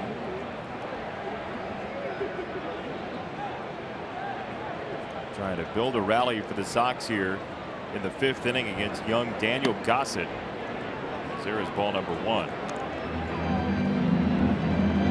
You wouldn't imagine if Hansen were to bunt here, he would be bunting to sacrifice, considering the 8-2 score. He's got good enough speed and bunting ability to bunt for a hit. I'm pretty much thinking he's going to swing the bat. There's a strike called on the corner, 1-1. Alan Hansen, once a top prospect in the Pirates organization.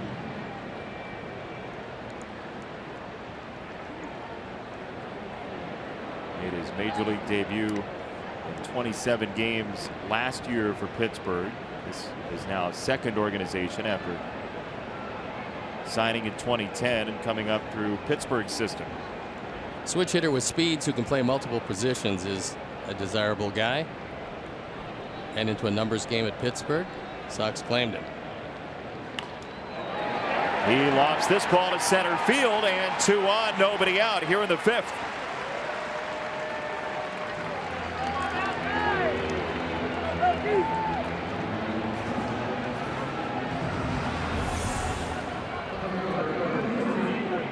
That curveball didn't break late. It didn't do much of anything, and Hansen just swats it into center field.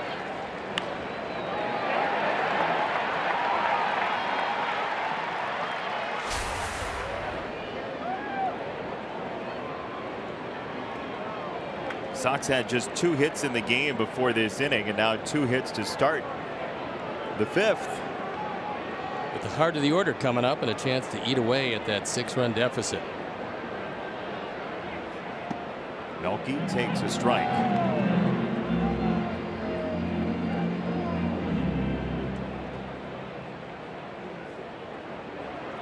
Single to right in the 3rd for Melky Cabrera. Scratched across the first run for the Sox today. Fastball away.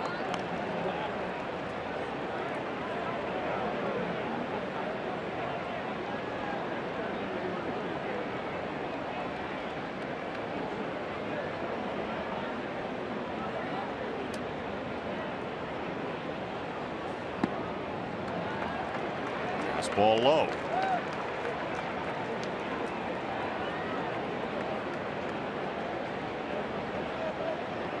Rookies all over this lineup for Oakland, including on the mound Daniel Gossett in his 3rd major league start.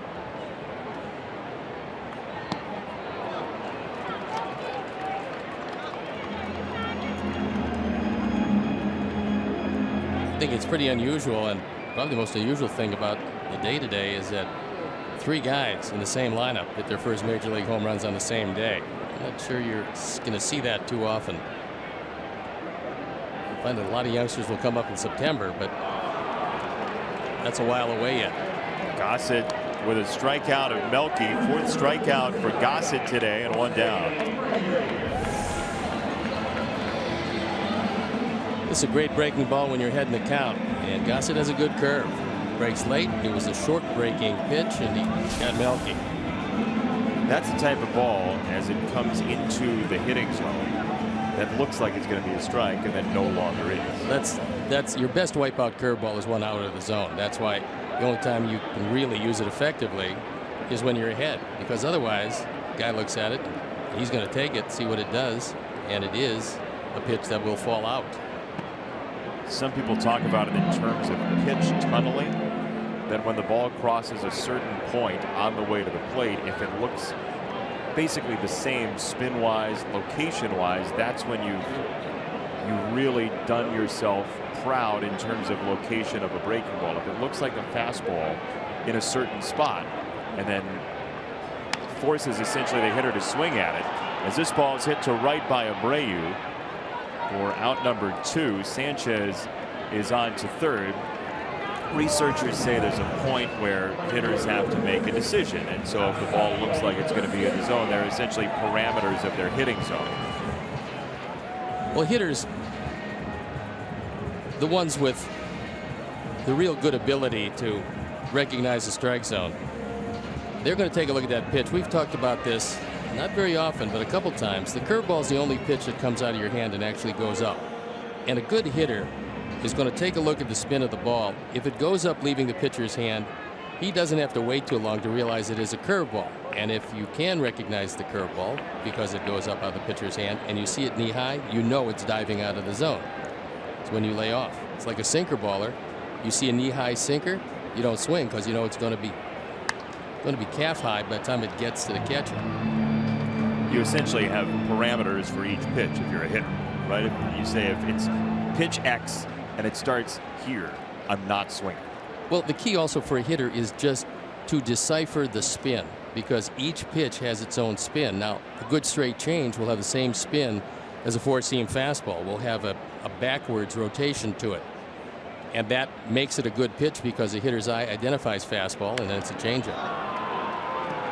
Avi pops it up. Barreto waving for it, and he collects out number 3. So 2 hits, but no harm done on the scoreboard. To the 6th we go, 8-2 Oakland.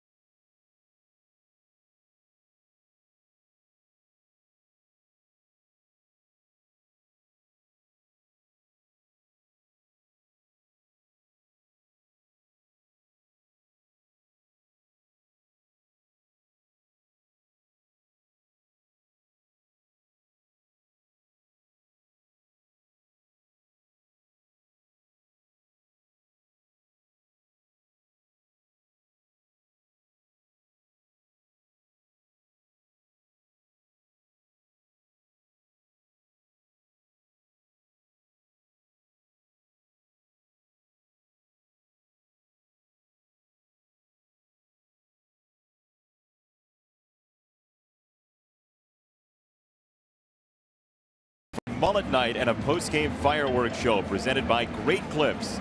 The night features haircuts courtesy of Great Clips and mullet wigs for purchase to support Ronald McDonald House charities. Great Clips, it's gonna be great. Purchase your tickets today by visiting whitesox.com or calling 866-SOX-GAME. Lovely day to be on the lake. Tough score at this point. Good day to be on the lake now. Good day to be at the ballpark. I mean, huge crowd here today. We could throw the Mark Burley Day. Throw the score in the lake. Well, it's close. Got a while to go yet, but not going to get any easier. Here's Chris Davis, who you've talked before about your early days in baseball and just playing around the neighborhood and whatever it might be. The first time you've ever walked into a ballpark. Davis, in order to get himself ready for a major league career when he was very young, not that he knew he was going to be in the majors, his mother Sonia used to pitch beans to him and he would hit them with a broomstick. Were they pre-cooked? They were not, as far as the story goes, I believe. They carry much better if they're raw beans. Is that true? Yeah. Do you put the beans in a humidor? No, that would deaden the beans. You want to make them very lively if you're going to use beans. 2-1. And that to shortstop. Anderson for out number 1. Time now for America's fastest growing sensation, where we quiz Steve about his own career. Which Oakland players struck out the most times against you in your Cy Young season of 1980? Henderson, Armas, or Page? Well, Mitchell Page was a left-hand hitter. I don't think I got him the most. I would have to say Tony Armas. It's hard to strike Ricky out. I did get him a couple of times, I think. We'll go with Tony Armas. Big prize on the line today. Oh, huge prize. Mark Burley's chair that he sat in earlier is still available. See the number 56 on the mound. Nicely placed in by Roger Bossard and his wonderful crew. As we celebrate the career of Mark Burley today, and his jersey number retired up there on the list with Carlton Fisk and Frank Thomas, among others. It was great to see Frank here today too. Before the game, he was part of the ceremony. Frank was another guy that spoke exceptionally well, and having Mark Burley as a teammate brought out the best in a whole lot of people who came to recognize his achievement, his accomplishments, and the retirement of number 56. There they all are.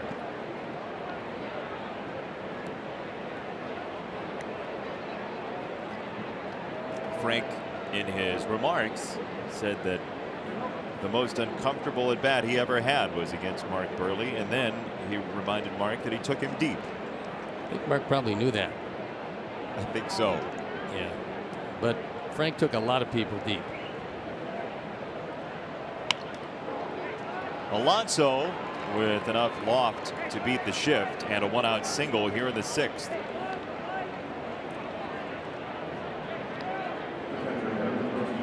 Even with the shift, he was able to get it over Yolmer's head, and he was way back there in right field. Let's give you the answer to Sticks and Stone today. You said Tony Armas, and the answer is Tony Armas. How about that? Congratulations. Thank you. Do you feel pride, joy? No, that wasn't kind of the highlight. Tony Armas was a good hitter, and his son also, I believe, played. And there was a situation, and Earl Weaver was one of the managers, and like today, the same scenario holds true with a lot of managers. They don't want to see their pitchers hitting anybody, certainly, and Earl didn't want to see any of the pitchers throwing at anybody.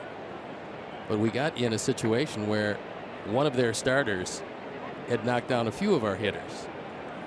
And so in order to put an end to that, their cleanup hitter was Tony Armas, and I was pitching and threw one a little closer than Tony would have liked. but didn't hit him with it. On the ground left side, and it splits the difference between Frazier and Anderson. So Bruce Maxwell has his third single today. But that really was how things were handled. And I didn't believe in hitting guys just to hit guys. But throwing close to let them know their pitcher probably shouldn't do that anymore was something that you usually did if they knocked down, in our case, our 3 and 4 hitters, maybe the best 2 switch hitters hitting 3 and 4, maybe in the history of the game. And that was Kenny Singleton and Eddie Murray. Eddie Murray wound up in the Hall of Fame with 504 home runs. But switch hitters at 3 and 4 are unusual. And their guy was Rick Langford, hit through a couple of our guys. And so you just returned the favor, and then it was it. It was like in the 4th inning, and it was completely over, and we just went around and played baseball the rest of the game, which is the object of doing something like that. But again, it never came on instructions from the manager. It was how the players kind of police themselves. And again, without you know, I didn't want to make it a career ender for anybody. So you don't throw to hit them. You just throw to remind their guy to quit throwing at your guys, and it worked in that instance. How was your control when you wanted to do that? Was it better than normal or worse? It's kind of interesting because the control was pretty good. What it did was, surprisingly, it gave you an adrenaline surge that you wouldn't have done anything else, because you never knew what happened. If a guy takes exception, he's going to charge the mound, and then I would have to run away, and it would be embarrassing. So rather than do that, I tried to convince a few that I was just a really friendly guy. I'd never throw at you. Are you kidding? You? I wouldn't throw at you. So yeah, you didn't want him to come out. That was the big thing. But you felt, I mean, you actually felt an adrenaline surge going up and in, because you never knew how it was going to be received. And you know, you think you can throw it inside without hitting somebody. You don't really know. In 1 year, I had a lot of accidental plunkings. I led the league in hit batsmen. You ever heard that group? I was just about to say. Accidental plunkings. They have that flute solo in the middle of their hit. And a big bass guitarist. I mean, big, huge bass guitarist. 2 balls and 2 strikes on Barreto. We should have them come play before a game. Accidental plunkings. It would be really nice. I think they broke up, though. In the air, into right. And Avi Garcia has it stalked. No need for a hard throw, with Alonso remaining at second. So 2 down for Brugman. Brugman's a good, solid center fielder. And he, like 2 other of their very young hitters, have wound up with their first career home runs this afternoon. Does somebody have like a carrying case or like a tote bag or something that they can take these baseballs with back? Well, hopefully they were able to return 3 of them to the guys who hit them, because that's something that you keep with you forever. For me, it was my first hit, because I never hit a home run, and my first hit didn't come to my 2nd year. I don't know how they held me down at 0 for 34 my first year, but they were able to do that. So who was it off of? You remember? I believe Pat Jarvis, and it was a base hit up the middle.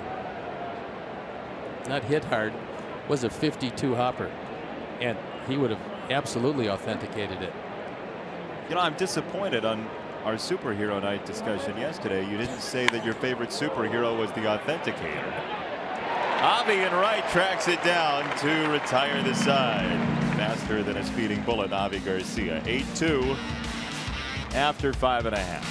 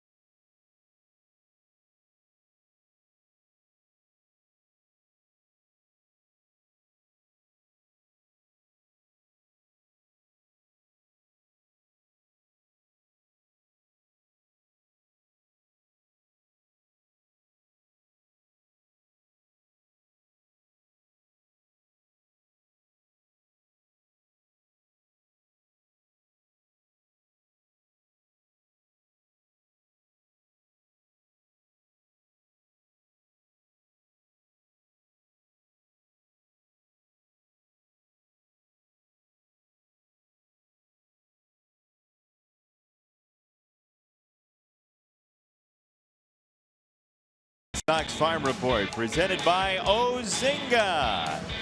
And it is Yoan Moncada who went 3 for 5 against the Durham Bulls yesterday. Had a triple, a home run, drove in 2. His first home run in a week.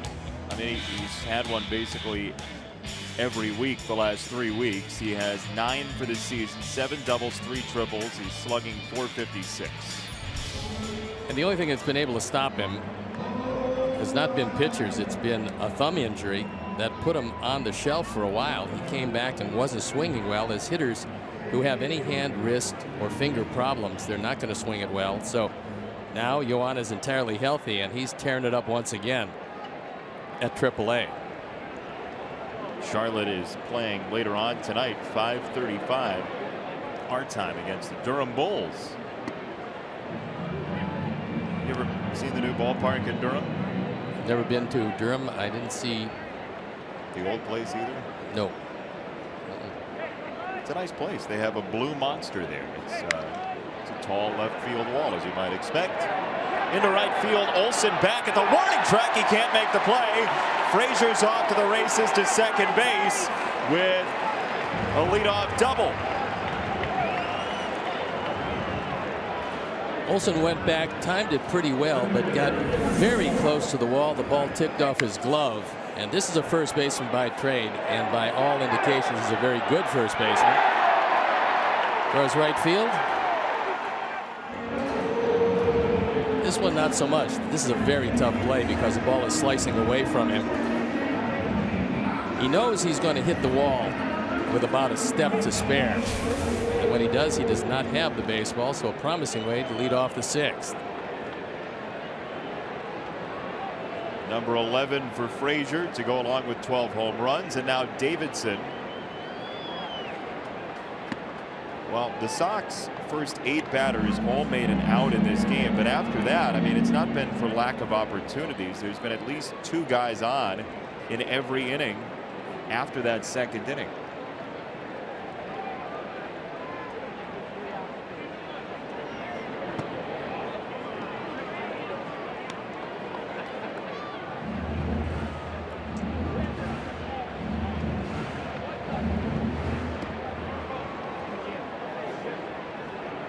Sox RBIs today from Melky Cabrera and Tim Anderson.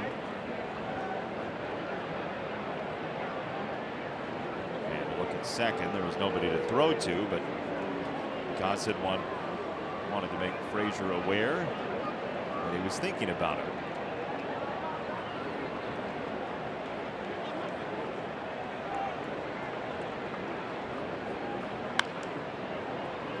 Into the dugout and ringing around in the dugout a couple of times as though it wanted to make sure that it hit somebody. Adam Engel watched the ball bounce over his head, then it came back off the railing. Came pretty close and might have hit Hansen.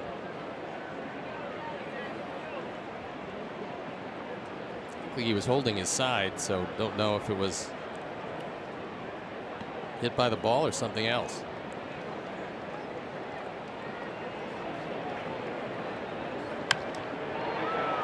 Opposite way and foul from Davidson.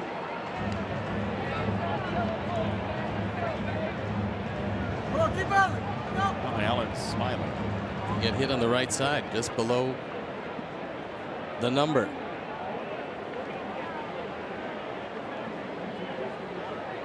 Willie Garcia enjoying the festivities. Sure, when someone else gets hit, it's uproariously funny. Strike 3. And that is 1 down here in the 6th. Let's see that foul ball that had eyes into the dugout. It got him.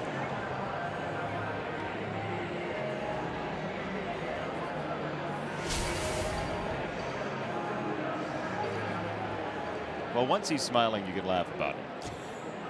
That's the rule.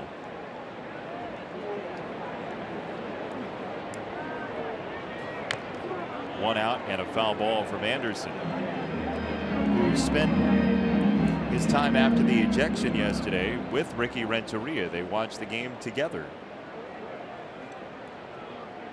You know, sometimes it gives you an interesting perspective, especially when you're sitting with a man that was a #1 draft pick, an infielder by trade, and understands exactly what Tim is going through as a young professional.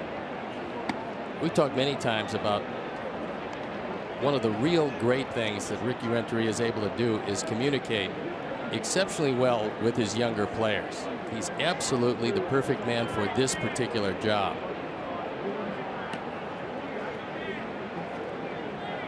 Daniel Coulomb starting to loosen up in the pen. We can only hope that Ricky Renteria and or Tim Anderson are Nielsen families.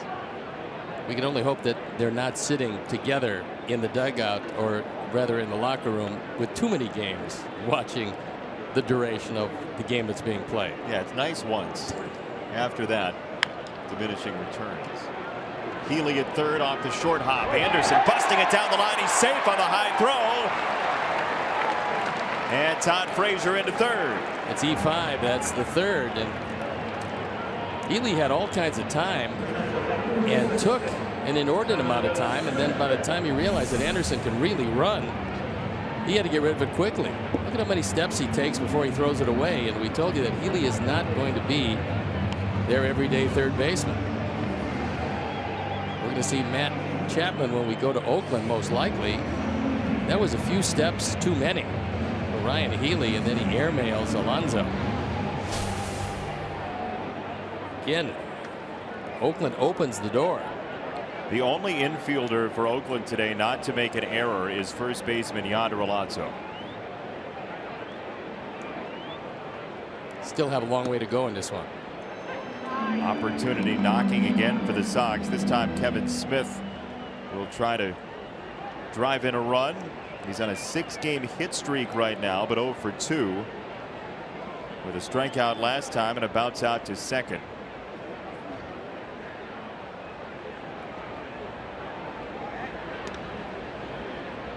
Eleven outs to go for Oakland to field for the error cycle. Not something you want. Not something you aspire to, no. An E by every one of the infielders. Fairly rare, however.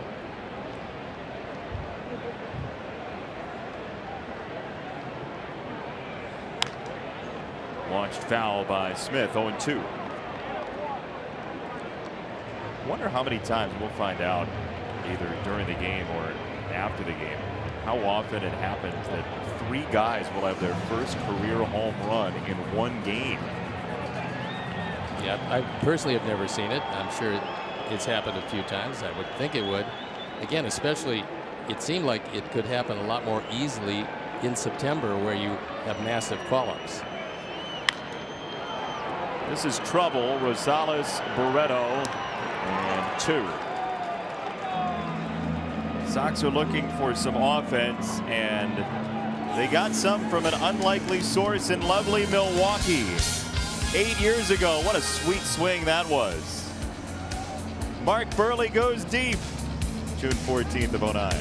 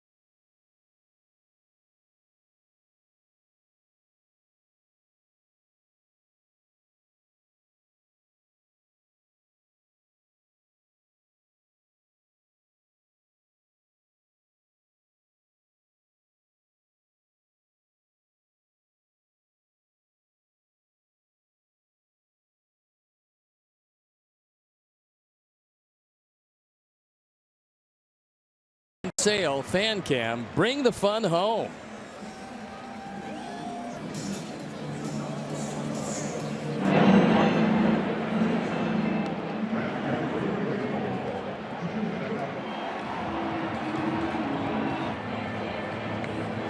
The guy in the green shirt, by the way, was Tommy Maloney, who is the young man who Mark Burley gave the ball to, got the ball from, I should say, signed the ball for on that defensive play we showed you earlier today. And Jake Petrichka comes in the ball game out for the 7th time. The ERA at 5.40, 1-0 record. Hopefully, Jake will stay healthy enough. If he does, he's a huge factor out of the bullpen. And when he's right, he has one of the better sinkers around and throws ground balls consistently. He replaces Gregory Infante, who went an inning and 2/3, allowed 2 hits, walked 1, and struck out 2.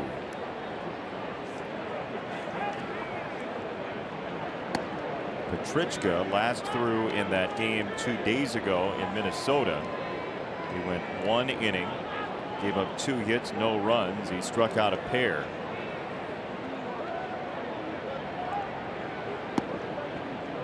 Oakland today with 3 players who've hit their first major league home run in the game today. Absolutely amazing. We knew it was rare. We didn't know how rare it was. Frazier at third. As no out. Abreu pulled off the bag.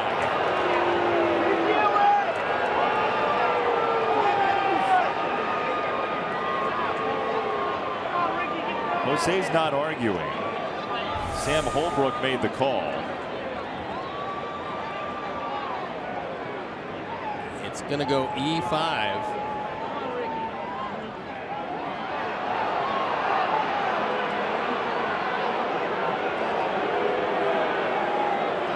Sam Holbrook said the foot came off the bag and didn't go back to the bag. Jose thinks the foot's on the bag.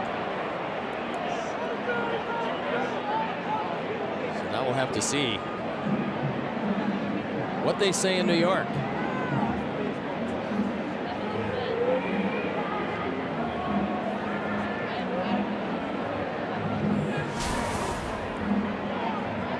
That is a really difficult one to tell. And with the call being safe, it takes a little extra proof to be able to overturn the call. Yeah, the standard is that the call on the field is accurate. You need definitive proof to overturn that call on the field. And in New York, they will take a look at all of their angles and see what happens.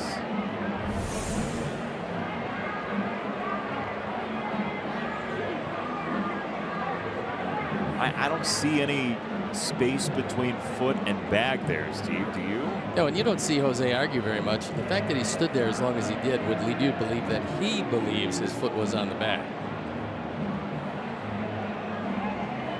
That shot, that is just about after the fact. There is some space there, but we'll have to see if his foot was on the bag right now. I mean, Holbrook was right at the end, right? The Abreu was off the bag at the end, and that's what you just saw with the zoom in. Question is, did he have it long enough? Well, let's see. The ball did beat Rosales by plenty to first base, and he is going to be safe. I think when we hear from Major League Baseball about it, it will be that the call stands. Yep. Not confirmed, but stands, and now Frazier is out of here. He doesn't want to make any contact with the umpires, that's for sure. And here's Ricky Renteria to come out and defend his guy again, and we'll see if Ricky remains in this game.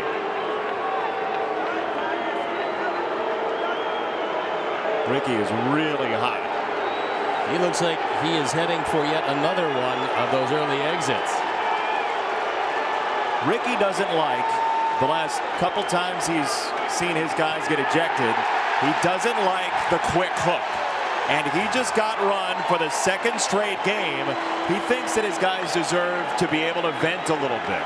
And we talked about that before the game with the discussion about the umpiring now and the umpiring, let's say 20 years ago or so, where you could have animated discussions with umpires that gave you a little more leniency. If you didn't say what are the magic words, then you usually got a chance to state your case.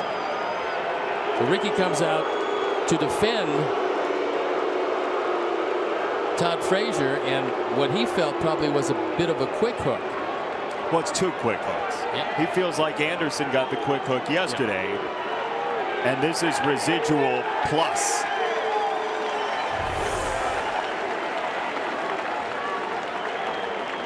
There's a play. Jose thought his foot was on the back because he stood there in that stretch position for a long time. And the one thing you realize, you never see Jose Abreu argue very much, if at all.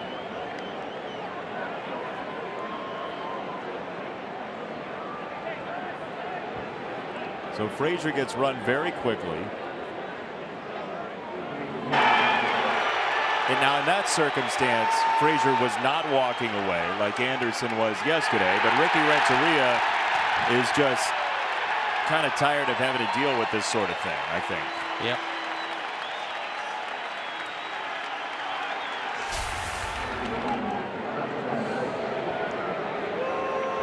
So the Sox have to make some wholesale changes here. Hansen goes to second. It looks like Engel's in center field. Sanchez moves to third base. Only in the shift he's actually playing shortstop, which is his natural position. The convenient shift. Yeah, he shifted.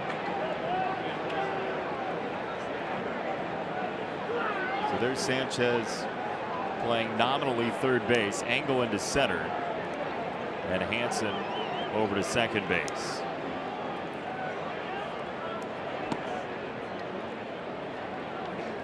Avi Garcia got the hook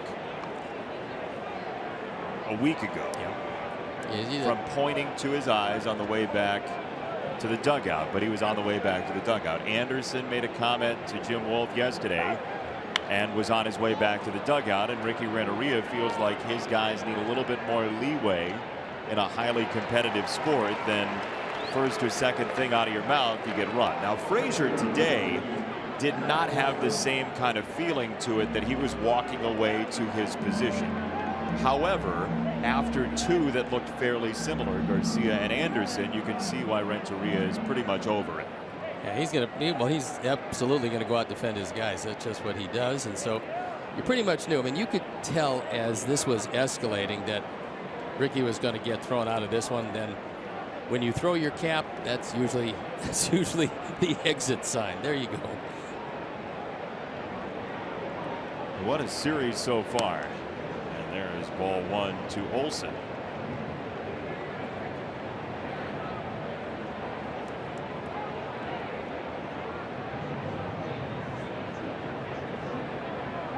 That's hard to believe. The first career ejection for Todd Frazier. He's played the game for a long time. He really has.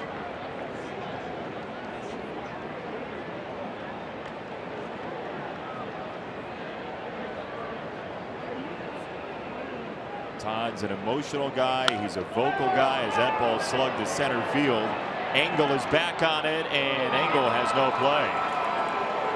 After his first home run, Olsen very quickly spotted his second home run.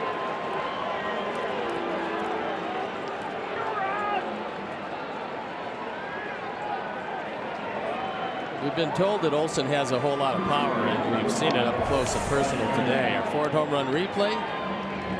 He goes down and gets one. Inner half. Drives it over the center field wall, and this one made it by plenty.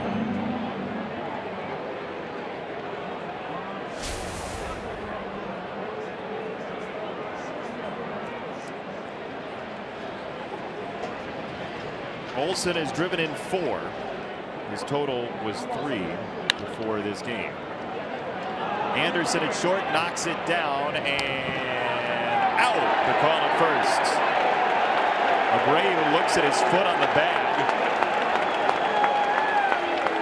Maybe not the greatest idea for hanging around in the ball game, but Bob Melvin wants to see that one again. He, in his own mind, thinks that Healy beat the play at first base. So Tim has it drop out of the glove, and Bob Melvin wants him to take another look. He's safe, Steve. Looked to me like, I mean, with the naked eye, looked like he was in.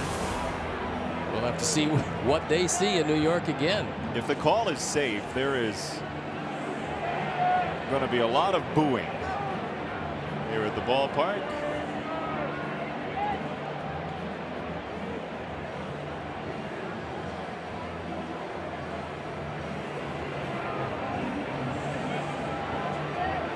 Oh, yeah.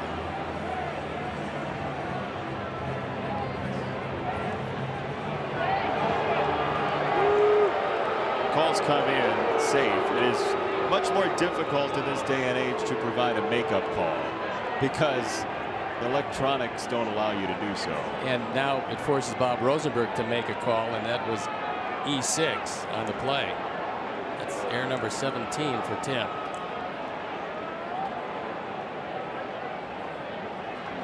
Two errors in the inning.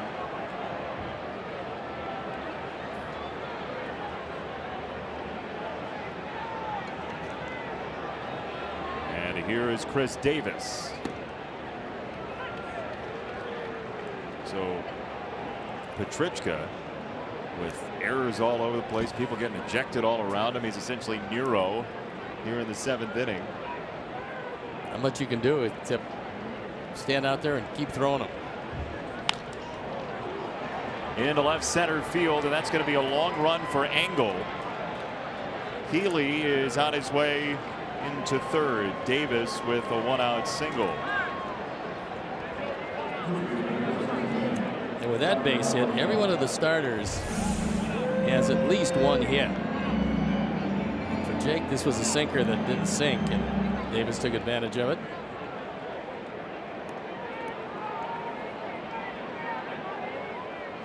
Now the A's in 5 separate innings have exactly 2 runs.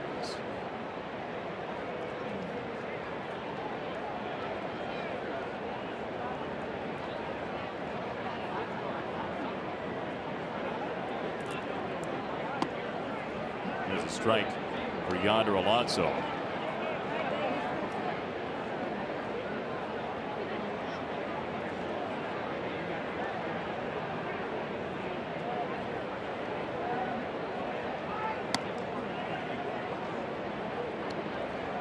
Can't help but imagine Mark Burley sitting somewhere and saying, boy, games feel like they take a little longer than they used to. He was the king of get it, throw it, and get it over quickly. To the tune one game against Seattle, we talked about it, 139, an hour and 39 minutes. 1-0 victory against Ryan Franklin. Frank Thomas said it in his remarks in the pregame ceremony. Mark always wanted to get us out of there in about 2 hours and 15 minutes. He did that.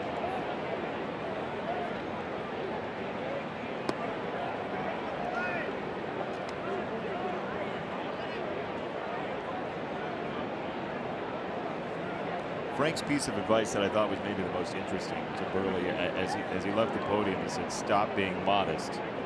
You belong in this spot.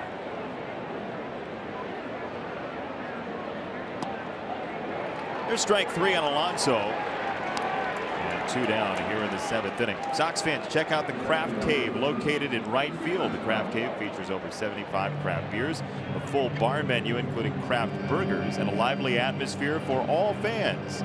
For an additional charge, you can sit in the bullpen porch, a 2-tiered open-air section above the visiting bullpen throughout the game. For more information, 312-674-1000 or visit whitesox.com.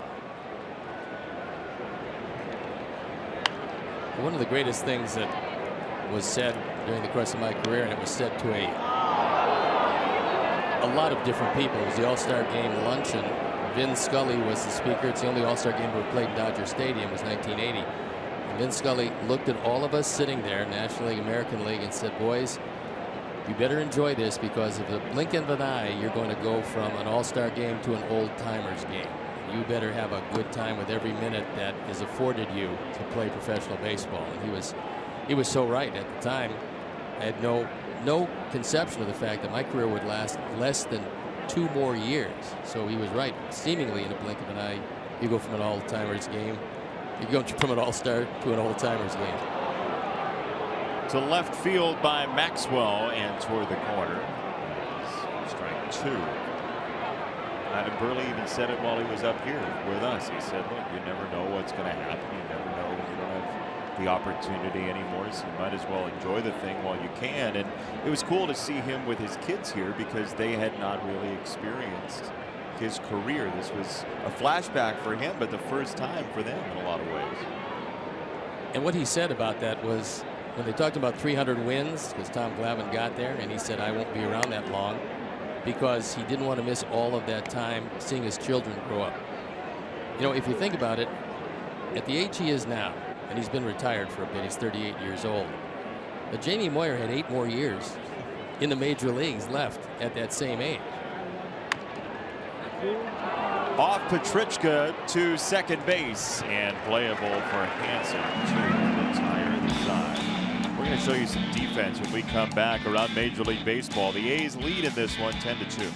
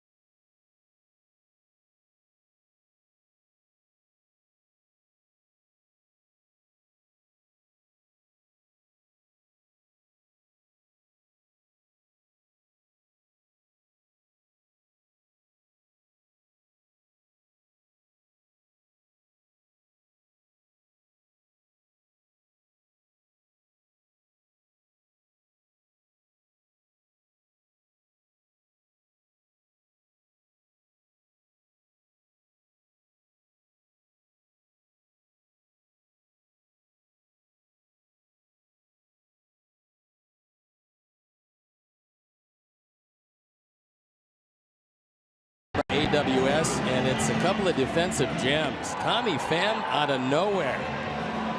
Catch probability 26%. A 4-star catch. Gregory Polanco comes in. Didn't have much time, and his play probability 35%. And Polanco again. 16%. A 5-star catch. And here is the very magnetic personality left-hander Daniel Coulombe. Daniel comes on for the 31st time. He's been brilliant out of the bullpen at 1-1. His ERA 1.85. He's been one of the consistent bright spots. Left-handers have done nothing with him. He's only allowed a couple of home runs.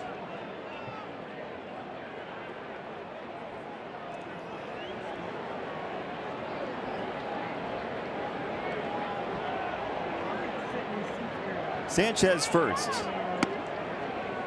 And ball number 1. How about Daniel Gossett today? I thought he was pretty good. He got the curveball over when he threw it on the first pitch. That was one of the real impressive things he did. He only gave up 5 hits.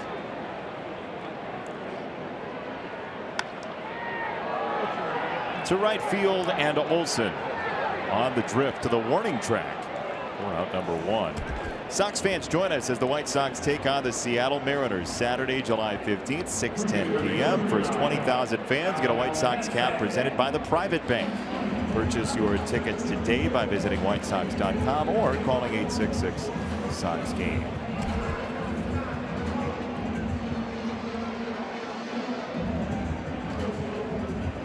The A's bullpen up and going. And it's John Axford, who is a former closer, and he was a good one.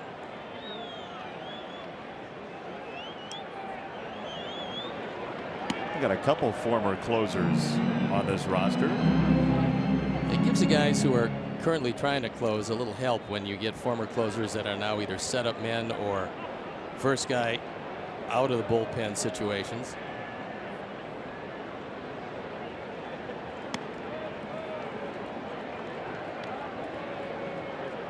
You ever have the desire to close? No, I got one save in my career. It was almost like a Mark Burley situation, but his was in the World Series, the big show. Mine was a little later in the year and was against Oakland, of all teams.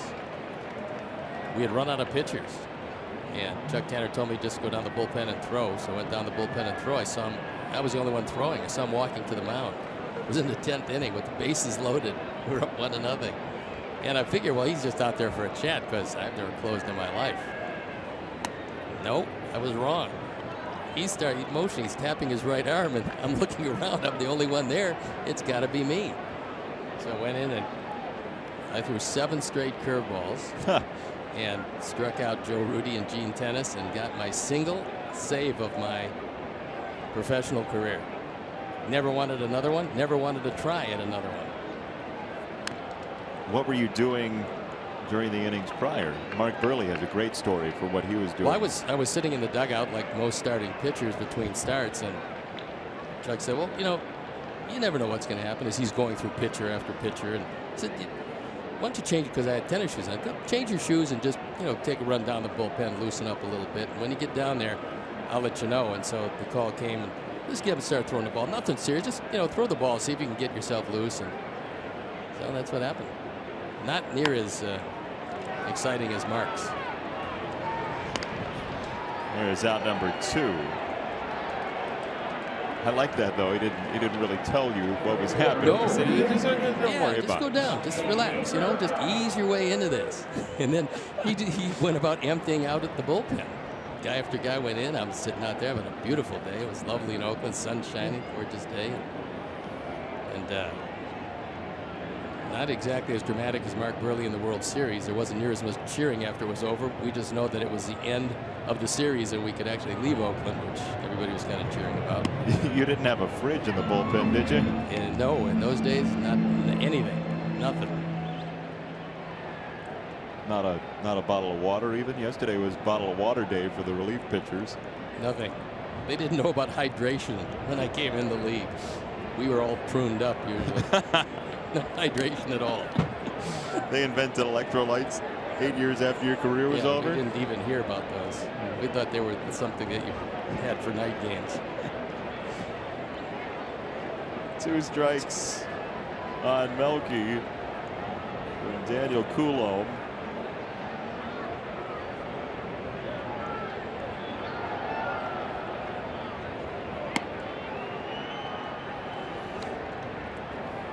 Melky with an RBI single in the 3rd. He's now got a hit in 15 of his last 17 games.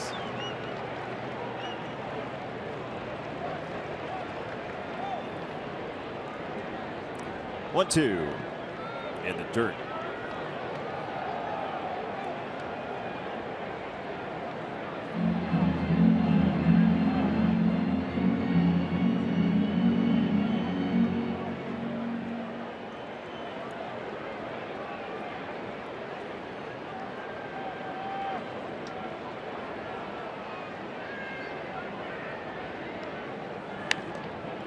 On the ground, third base side for Healy. And that will do it.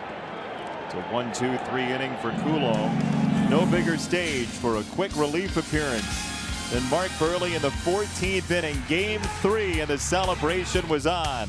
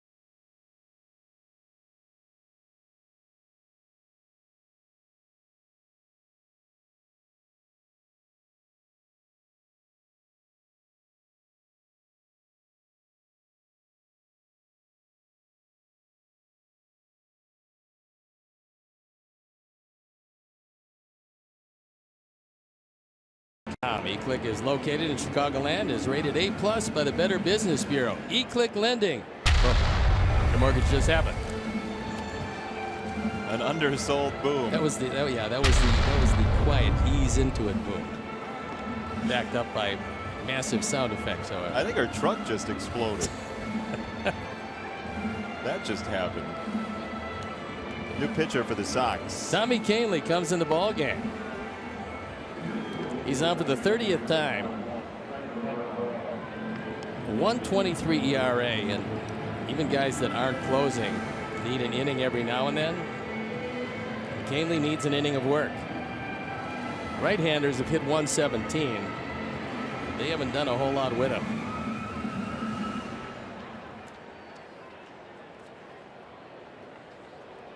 Well, Tommy Kahnle and his magical season continue on. He'll face Barreto first.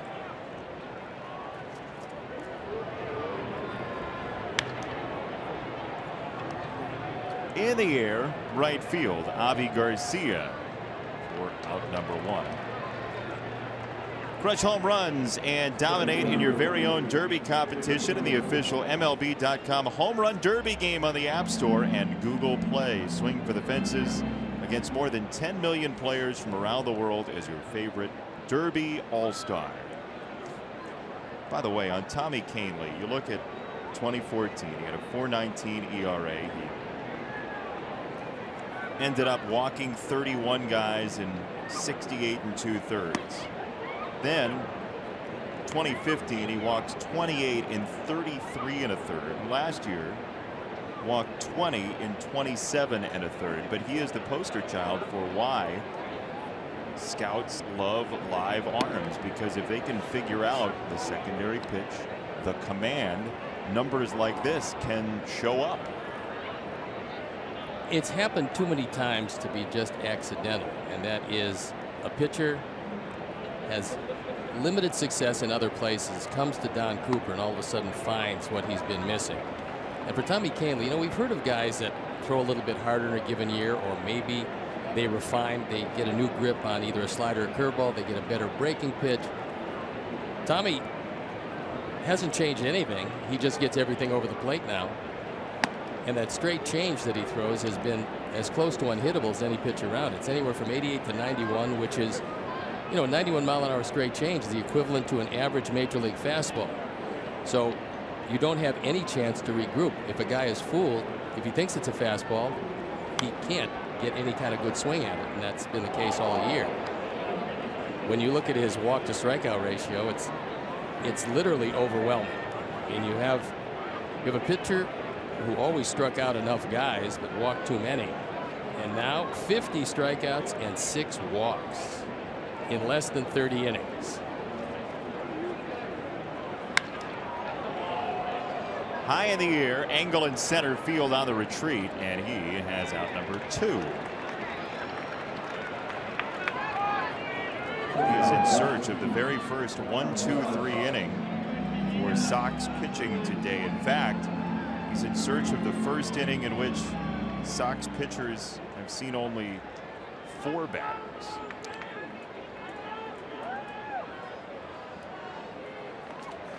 So here's Adam Rosales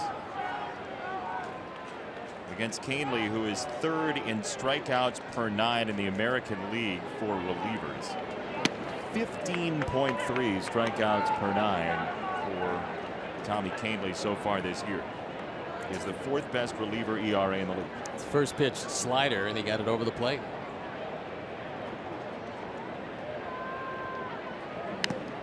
By the way, if he was just fastball changeup, that would be scary enough, but then he mixes in that slider too. That's a pitch that was, if not non-existent last year, he had it, just couldn't hit with it.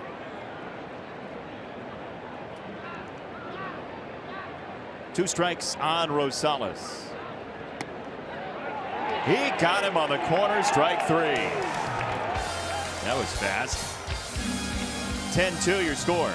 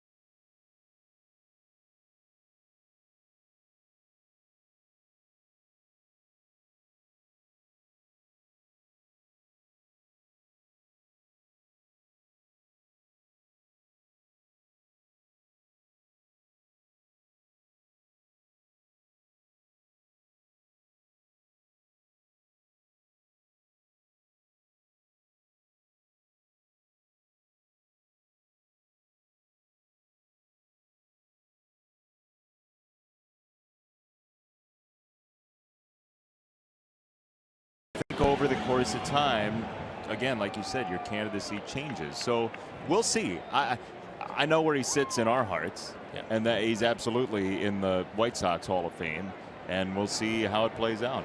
There you look at the numbers for John Axford, who comes in.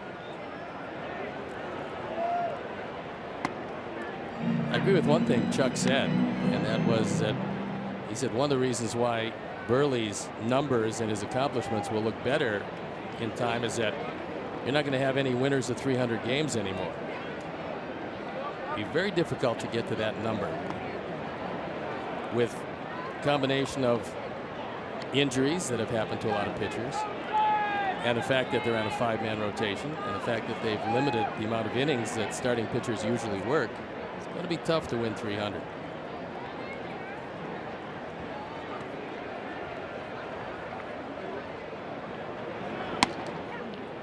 That's called strike 3. Abreu strikes out on 3 against Axford. And let's take a look at essentially the resume for Mark Buehrle. 14 straight seasons, 10 or more wins, 30-plus starts, 200-plus innings. Great fielder at his position, 5-time All-Star. I mean, those are superlative numbers. The games over 500 are a testament to his competitiveness with less than the greatest stuff in the world. Find the same guy with a no-hitter and a perfect game. You can wait a long time for that. Buehrle forever, as the shirts said. I think that's the way everybody who is here today feels.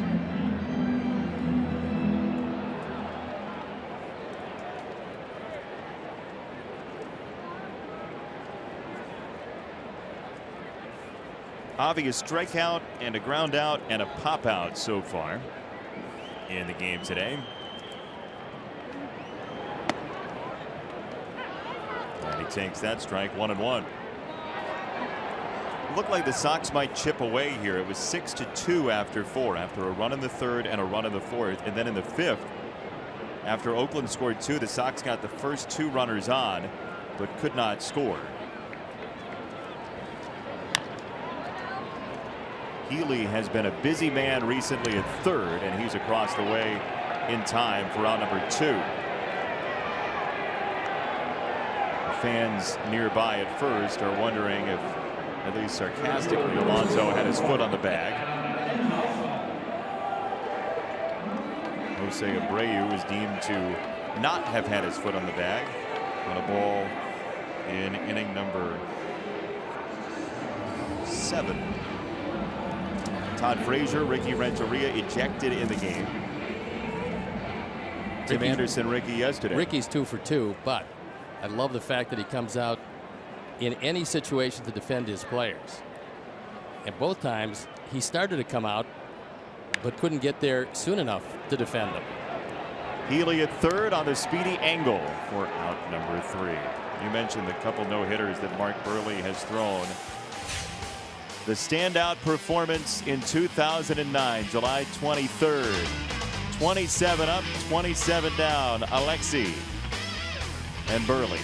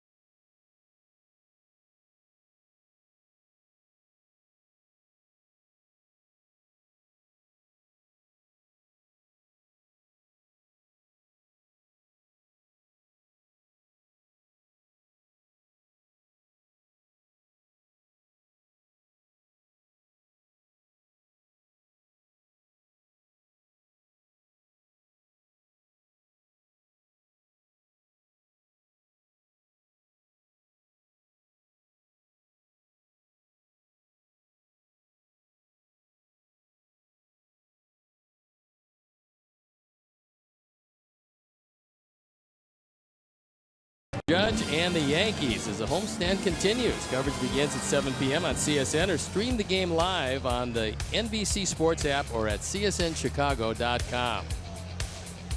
And David Robertson comes in the ball game. He's going to pick up an inning of work. The former Yankee with strike one to Joyce. On for the 24th time in saves, 11 for 12. Hasn't had that many opportunities to save games because there hasn't been that many wins to this point. But David's thrown it real well. The ERA at 3.20. His curveball is back. 37 strikeouts and 25 in the third inning. Like Joyce went yes, around. He did. Yeah. 10-2, ninth inning. He went. You're getting that one called a strike. Though I think it but was, he swung at it anyway. Yeah. But you're still getting a call to strike. 0-2.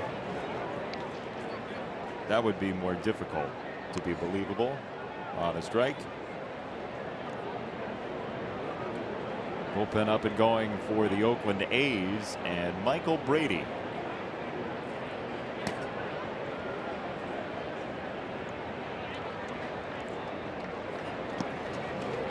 You showed amazing restraint there, Steve. Yes, I know. There's strike three, one down.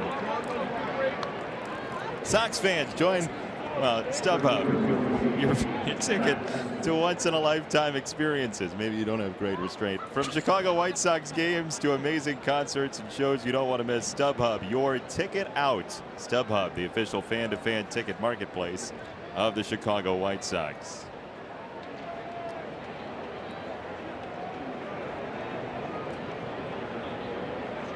So here's Matt Olson, who's had a decidedly career day with his very first home run and then his very second home run, just 6 innings apart.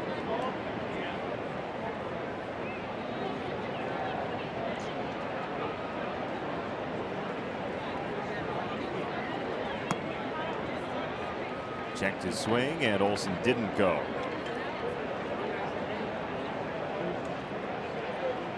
Quite a day for the young right fielder, who is an excellent first baseman. Drafted out of Parkview High School in Georgia in the same draft that Joey Gallo was taken in the first round. 8 picks prior, Gallo was. Olson was 47th, Gallo 39th. Lucas Giolito as well in that draft. That first round. He was taken 16th overall by the Nationals, one spot after Tyler Naquin of Cleveland. And Mike Rizzo, the general manager at that point and now the president, he drafted him knowing he'd have to have surgery, and that's exactly what happened. Giolito threw unbelievably well, then had the surgery. Now he's battling his way back, and he's a member of the Sox minor league organization, coming over in the Adam Eaton deal. It's good to see the other day, by the way. Adam was out at Nationals Park. He had posted a picture on his Twitter account getting loose and starting that recovery from the injury from earlier this year that he suffered with a long step onto first. That was a blow for the Nationals. Not that you're seeing it in the standings, but Adam Eaton was going to hit in the neighborhood of 300 for them. And you take a left-handed bat out of the lineup.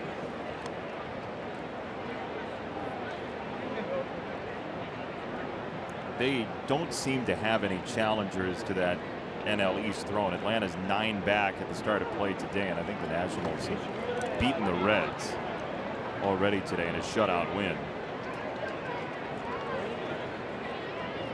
Seems as though the best race in the National League is going to be in the West, where the Dodgers have gotten exceedingly hot and they're very home run happy. They've got some really unbelievable young hitters, and we're going to see them because we play a home and home 2-game series with the Dodgers this year. And you look at Seager at shortstop and Bellinger, who's hit 10 home runs in 10 days.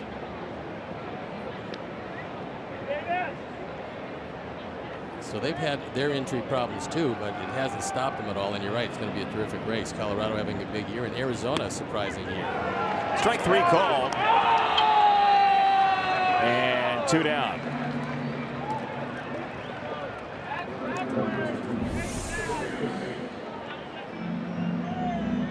Fastball shaved off the outside corner.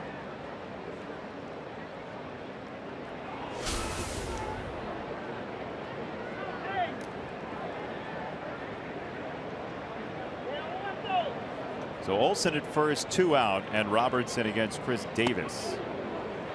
He nearly had to scatter. Ball 1.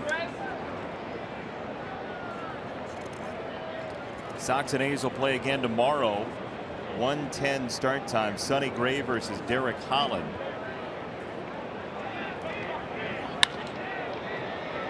And Chris Davis continues the top of the 9th.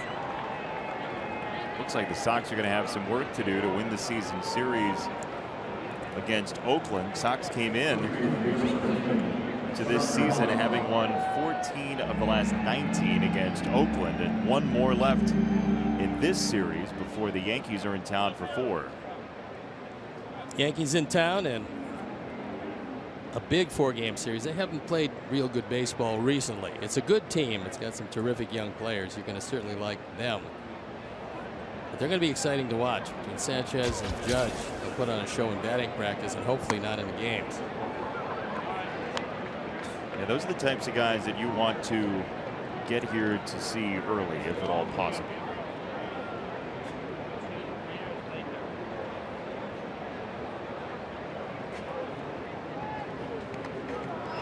Two strikes on Yonder Alonso, who has not looked terribly comfortable for most of the day at the plate. DJ Rayburn went down on one knee, and I'm not sure exactly what happened.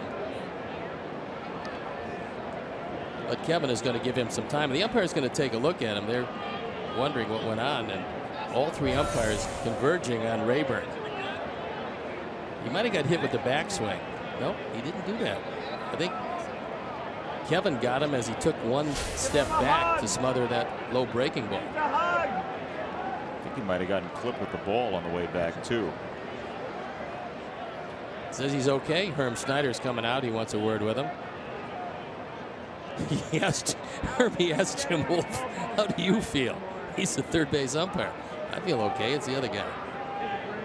Herbie just checking on all the umpires, and that is what the home trainer always does. As you see the shadow starting to creep across home plate here in the late afternoon.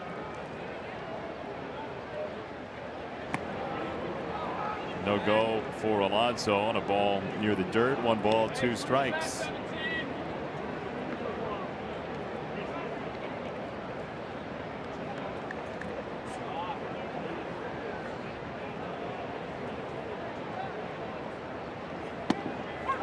There's strike 3. Robertson strikes out the side, and we'll play bottom 9 as we go nearer our destination. And the more we're slip sliding away. The fun-loving Mark Burley. Don't do it again, you'll get fined.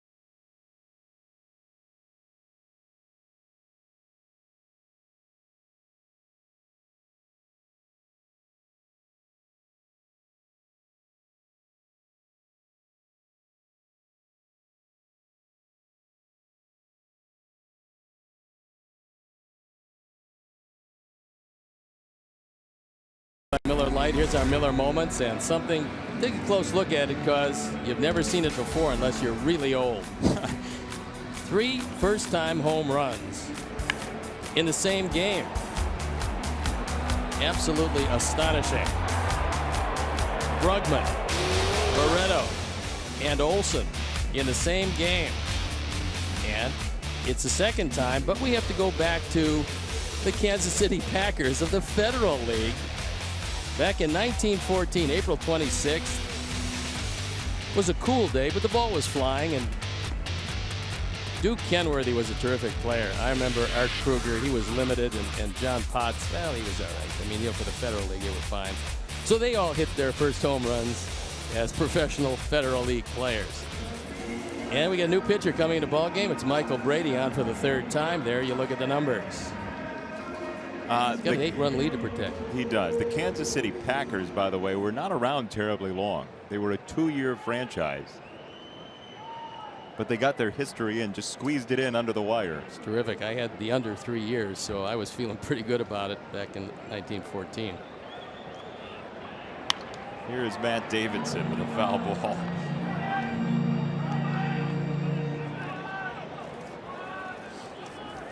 Oddly enough, you don't hear a whole lot about the Kansas City Packers museum going up. Well, they weren't near as good as, if you recall, the team that really came on, the Cleveland Spiders. Remember the Cleveland Spiders?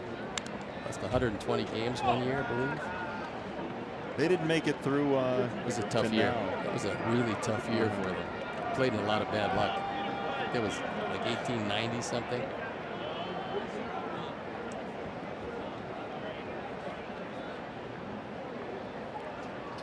Two strikes on Davidson. Oakland took the lead in the first just like yesterday and is not giving it up.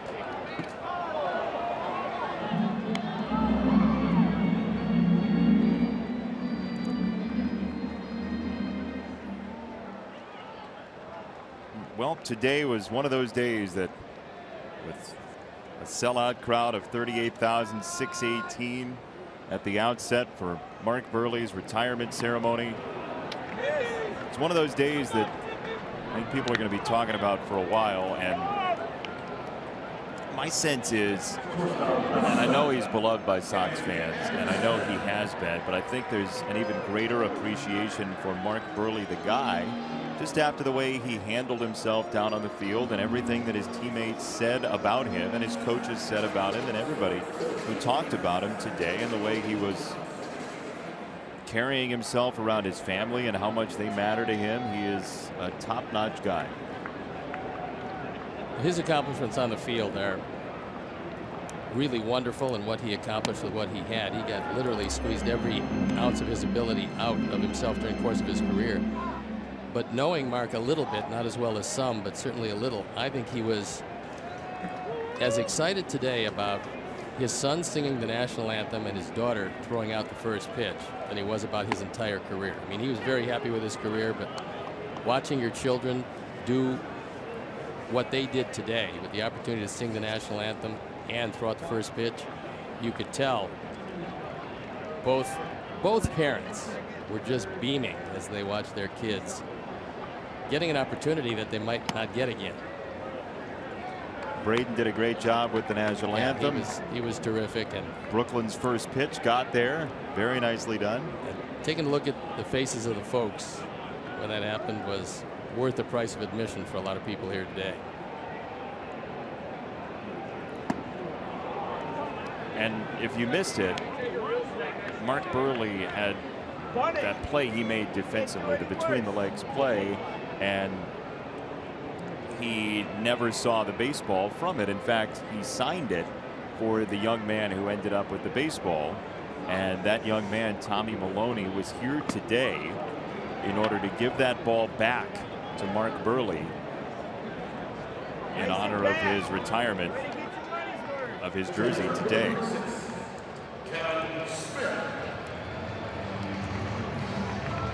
Well, we don't want to lose sight of the fact that the 3 home runs will be remembered by the players who hit their first major league home runs on the same day. but also Gossett will pick up his first major league win. And this is a game that he'll never forget, too. So a young pitcher gets it done. And he threw very well. He deserved to get a win, had a lot of help. But he went 6.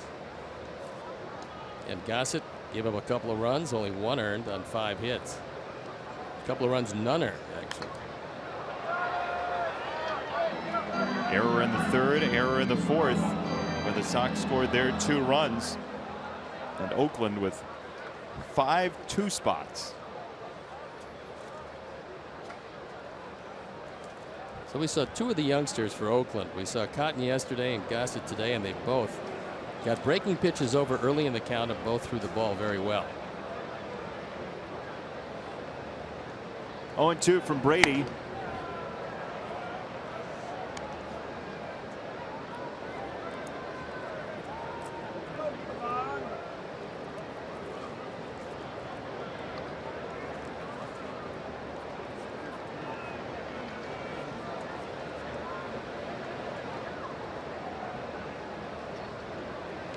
One, 2 for Smith. And Kevin stays alive. Again, 1:10 tomorrow. Derek Collins, Sonny Gray, your pitching matchup. Should be a good one. Coca-Cola Family Sunday. Kids get to run the bases after the game, weather permitting. And hopefully the weather will permit.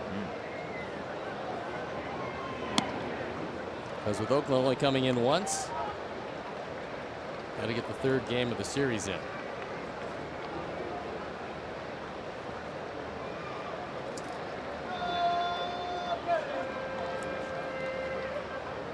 Two balls, 2 strikes. And there is strike 3. Smith is out and Oakland has won. 10-2 the final score on Mark Burley Day. Didn't work out real well. It still was a wonderful day, and long after the score and this performance is forgotten, the remembrances of Mark Burley and the honors bestowed upon him today will live on. So day game tomorrow. Let's get some better luck. See you then. Sox and A's in game 3 coming up tomorrow from here at Guaranteed Rate Field. For our producer Keon Dolan-Shahi, our director Jim Angio, associate producer Dave Ross, technical manager Mark Harper, and the executive producer Jim Corno Jr. He's Steve Stone. I'm Jason Benetti. On behalf of our entire crew, saying so long from Guaranteed Rate Field in Chicago. Coming up next, Subaru Post-Game Live. Mark Burley and family enjoying the day here in Chicago. You've been watching Chicago White Sox baseball on CSN.